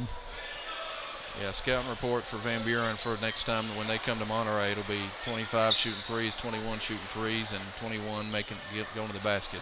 Yep, 32 shooting threes. Yeah, he's got. Watch him he's over got that 9 quarter. points. You're right. Van Buren set up in a 2-3 zone right here. Braden Hogue did check in. Underneath, Braden Hogue up and no good. Gets his own rebound and puts it up and no good again. And that was same team right there.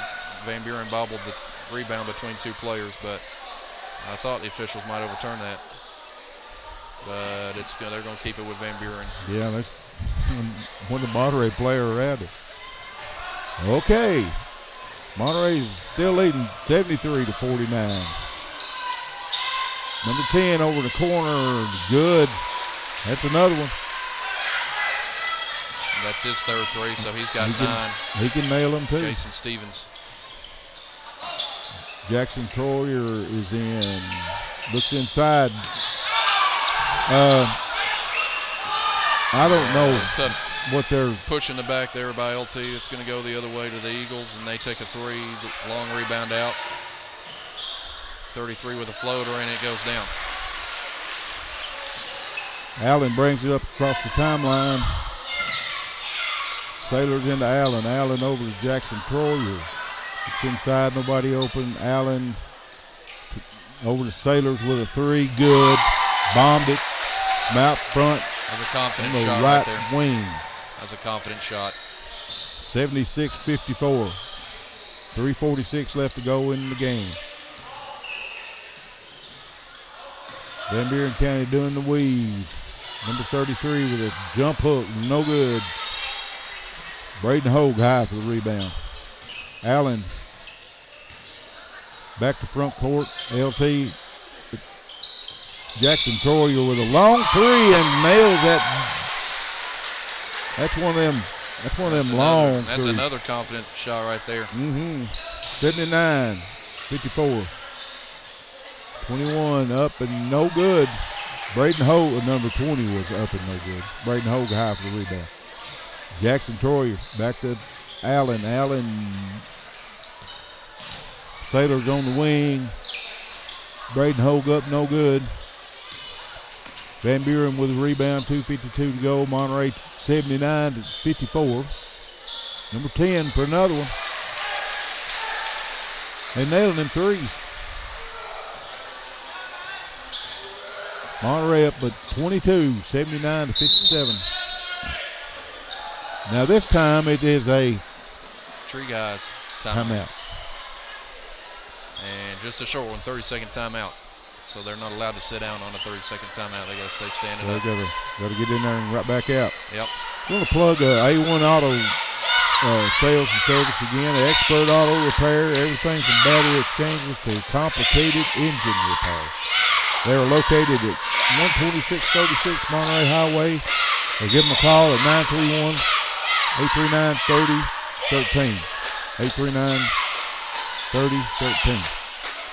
Bill, Tim, Kurt, those guys treat you right.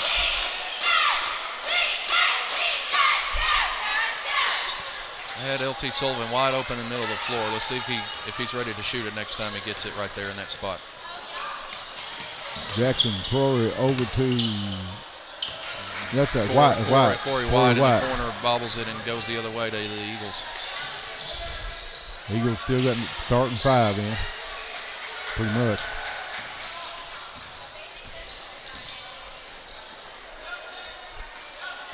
LT in the foul line, drives the lane up, almost fell, almost got the and one there by a big LT. LT's much of a man. Absolutely, you should see him hit a baseball. Goodness. Braden Hogue, he's a pretty good sized guy too. Big. You should see him. You probably did see him at defensive end this year on the football team. Number 44 on football, and then LT pitches and plays first base. Okay. And he can knock the cover. Actually, I've been coaching against LT since he's in about 6th grade because he went to Allgood for middle school. Oh, did he? So I had to coach against him at baseball.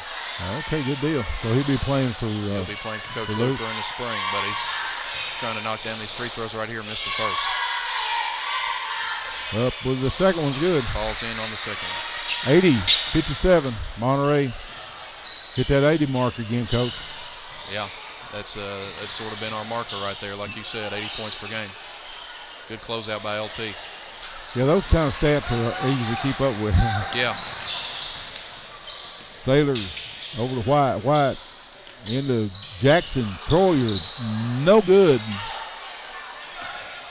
Van Buren with a rebound. 1:41 left to go in the game. 10 takes another downtown three. Nothing but wood. Referee's timeout. We're going to get a sub here. Jordan Lowhorn going to get some double action duty. He's in as number 23. He played in the JV game. He played in the JV game. Jackson Troyer brings it down over on the right wing to White. White back to Troyer. Troyer drives, pulls up. White. Ball's on the right wing into Braden Hogue up. It's fouled. They got him listed at 6'1". I think he's an inch or two taller now. He is. Oh, absolutely. He's even taller when he's wearing his boots at school. He tell you about the boots he's bought recently. The cowboy boots? Or yeah, what? Some big ones. That's good to know these young folks still wearing cowboy boots. Absolutely. I wore dingoes with them rings on the side when I was in school. Good stroke on that free throw. He hits them both. 82-57. Wildcats staying a man.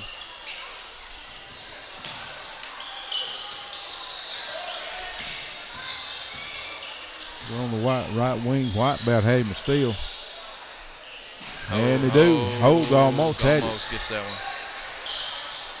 Got it over on the left wing with 48 seconds to go. Don't look like Van Buren County's too much of a hurry. 54 drives the lane and got mauled by LT. LT was in the paint. He was trying to get the official to call 3 seconds there. And then he had to leave his guy on the 3-second call and try and contest the shot and end up fouling.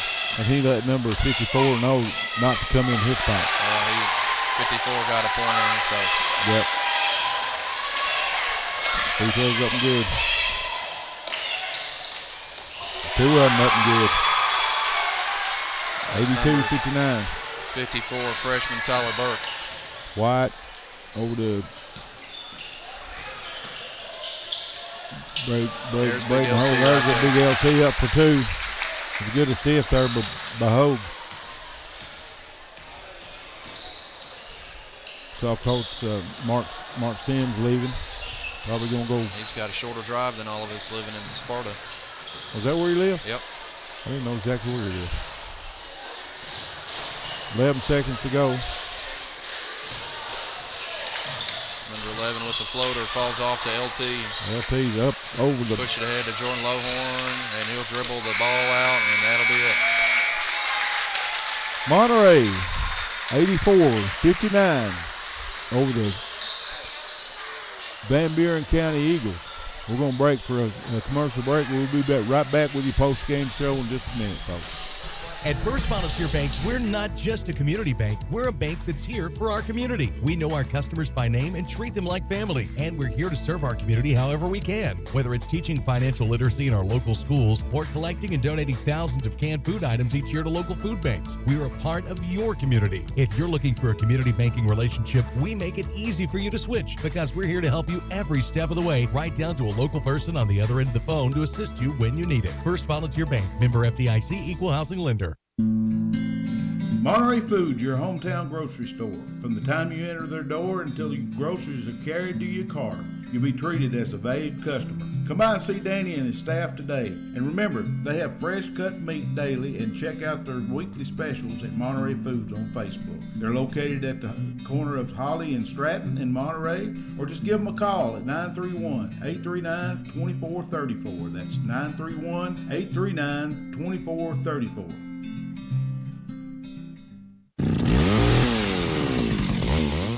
Call the Tree Guys today for all your tree cutting and trimming needs. They offer tree removal at the customer's request. They give senior discounts. They even have 24-hour service available. And they do jobs for insurance claims. They are fully licensed and insured with over 10 years experience. Just give the Tree Guys a call today. 931-267-6191. 931-267-6191. All right, folks, we're back at the Van Buren County High School Gymnasium. We just watched the Monterey Wildcats win number 7 in a row, and they're still scoring over 80 points a game. That's right. Final score was 84-59. 84-59. So your 59 points for your Van Buren County Eagles, they come from number 20, Brad Burke with 2, number 25, Austin Hodges with 11, number 32, Stephen England with 9, number 33, John Allen with 2. Number 21, Jacob Guy with 17. Number 10, Jason Stevens with 12. Number 34, Clay Cox with 2. Number 54, Trey Burke with 2. So there's your 59 points for your Van Buren County Eagles. All 84 points from your Monterey Wildcats. Silas Randolph, number 34 with 13. Kevin Borhaus, number 24 with 7. Number 20, Peyton West with 23. He had 21 at half, so that tells you he did a lot of. He's probably going to check the assist numbers after this game to see what he did the second half because he only scored 2 points. Well, he Adam picking out quite a bit. Didn't have to play the fourth quarter anyway. So Peyton West finishing with 23. Caden Jones probably with his biggest game since Oakdale with 16. Oh, that's awesome. Jackson Billings with 9. Noah Sailors with 8. Jackson Troyer with 3. And LT Sullivan with 3. And Braden Hogue with 2. So that rounds out your scoring for the Monterey Wildcats. You had 3 people in double digits, but really you had Borhaus with 7, Sailors with 8, and Billings with 9. So another team effort all the way across for the Wildcats. Then you had Jones had most of his points in the paint. He had those layups. That third quarter there, Caden was able to do a lot of different things, getting into the paint, and like I said, gifted finisher. When he gets close to the basket, he can acrobatic or different finishes all around the rim. Yeah, he done a great job. And of course, he was feeding the ball to little big guys in there too. So he done a good job of that. We'll just hang on to that. We'll keep this for when Van Buren County comes down and come to this. Home. Well, Coach, you said you got bus duty. We're gonna leave this. I'm gonna leave this for Coach West for him to come over here. In fact, I'll leave this for him too. That way he can look at it. He'll probably bring the book.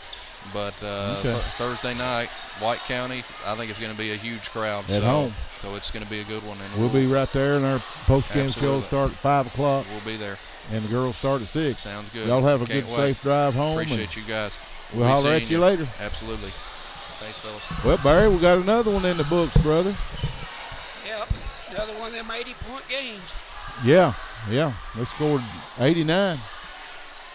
They're bumping on 100. They reckon they'll do 100 about before the season's over. Hey, they're getting there, ain't you? They're 11 points away. We're waiting.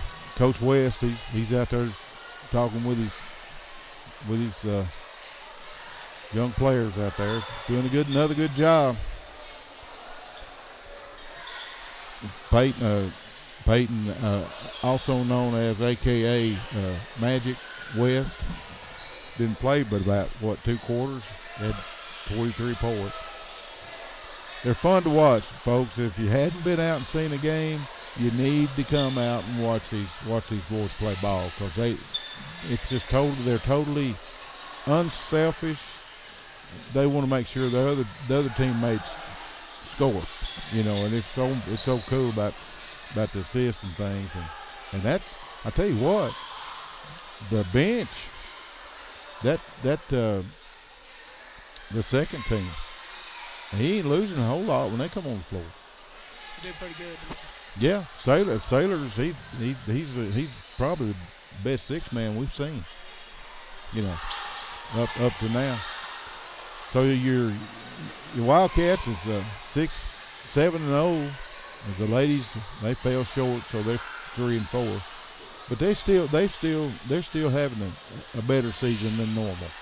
Yeah, I mean, they ain't quitting. They're fighting back. Right. Yeah, I thought they was gonna come back and win this one. Yeah. I thought they were going to come back on it. Well, we got Coach West coming in. Another good game, Coach.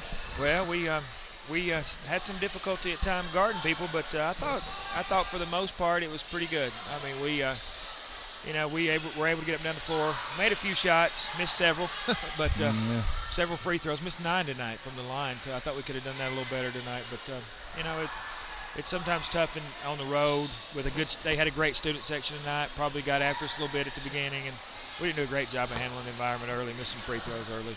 Yeah, of course, they were hitting threes. It was raining like rain. I don't know. Coach is keeping up with the threes, I think. No, but they had a bunch. They hit. Says they hit 10. So yeah, they got 10 three-pointers on us, and a lot of them we just didn't do a great job getting out on them. A couple of them were in transition. We were trying to pressure the ball a little bit and trap a little bit. We didn't do a great job on that, but. You got to give it to them. They got a couple guys, like I said before the game, that can really shoot the ball from the perimeter. Yeah. Number 25 and 21 both shot it well, didn't they? They had 25 had 11. He hit 3 threes, and 21 had 17.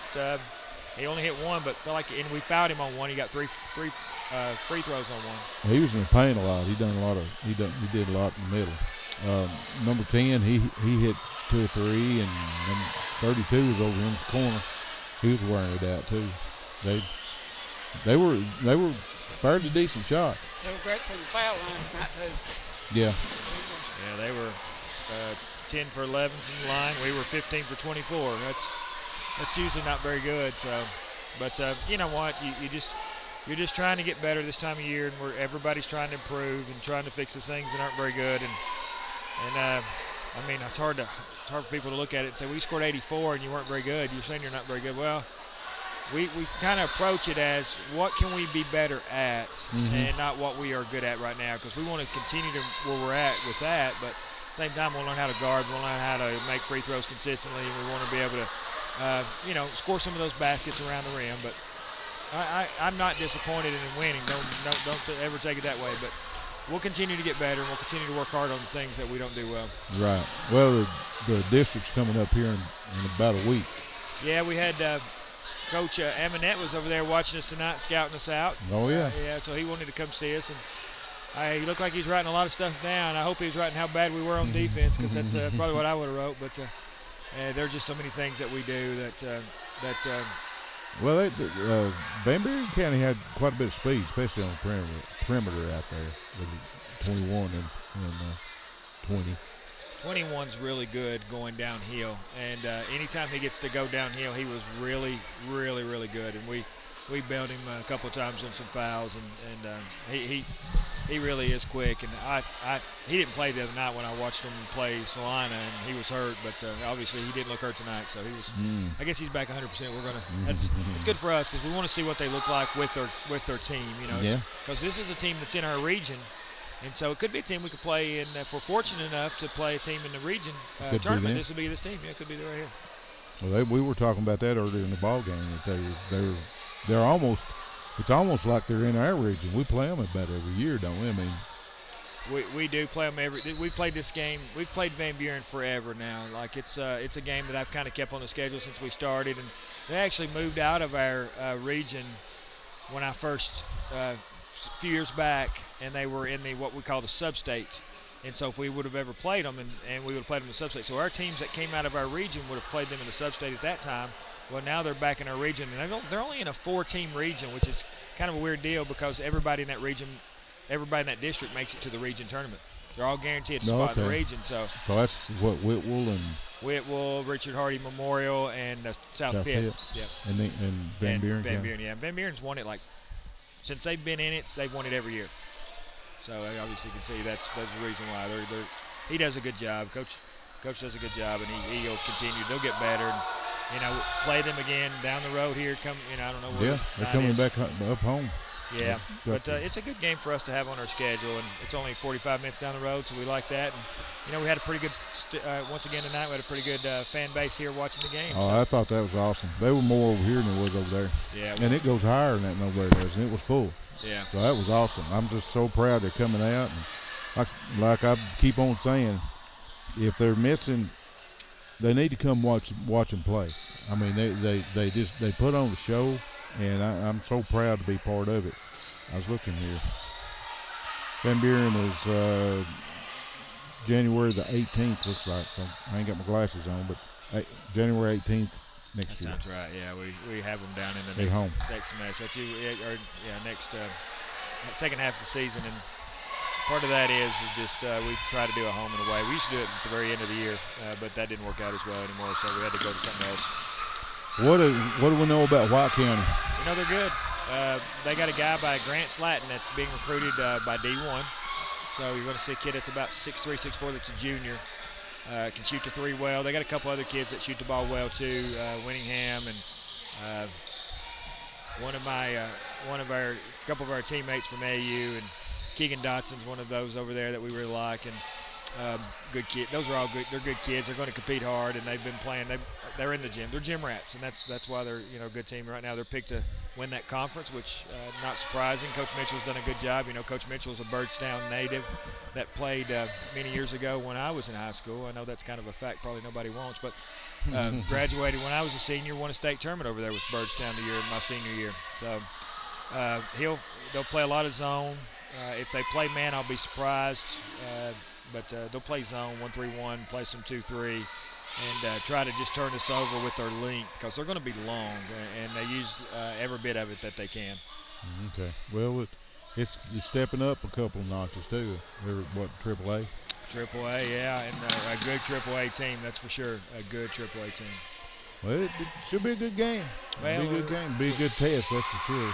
Well, we hope we hope it's the town is rocking Thursday night because they're and I got to put a little shout out, I guess, but they're going to be trying to do one of those $10,000 shots for the UC Sports Nation. They called me today, so wow. So you guys that are at home are hard up for money after getting ready for Christmas. Need to come out and bring out work on your layup, free throw, three-pointer, and your half-court shot because if you get drawn out of the hat, you get a chance to make some money. And even if you don't make the $10,000 shot with all of them, you get a chance to make just $10 a shot for a layup and some other number. They got 15 for free throws.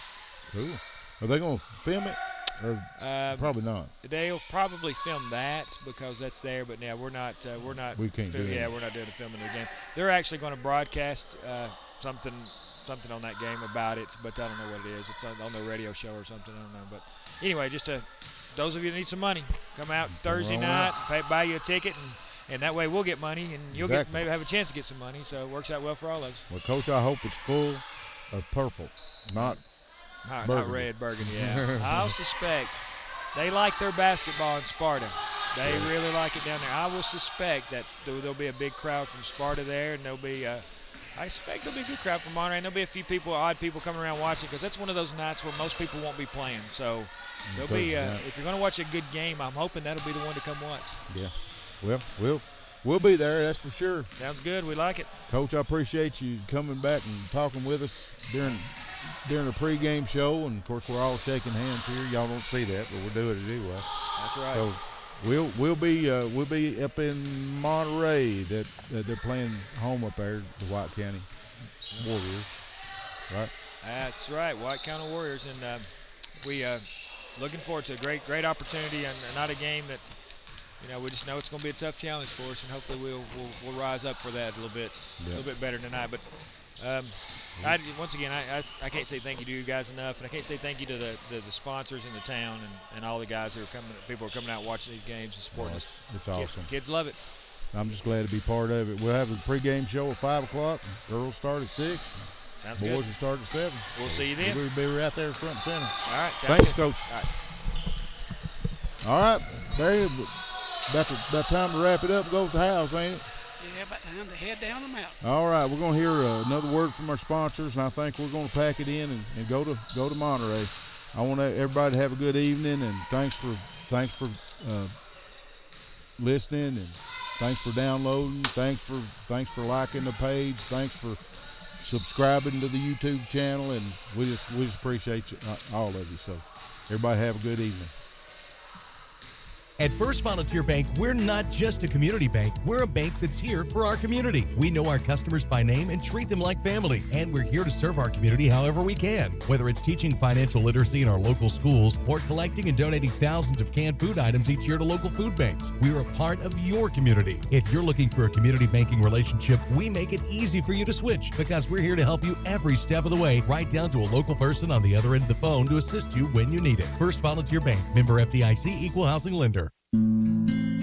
Monterey Foods, your hometown grocery store. From the time you enter their door until your groceries are carried to your car, you'll be treated as a valued customer. Come by and see Danny and his staff today. And remember, they have fresh cut meat daily, and check out their weekly specials at Monterey Foods on Facebook. They're located at the corner of Holly and Stratton in Monterey, or just give them a call at 931-839-2434. That's 931-839-2434.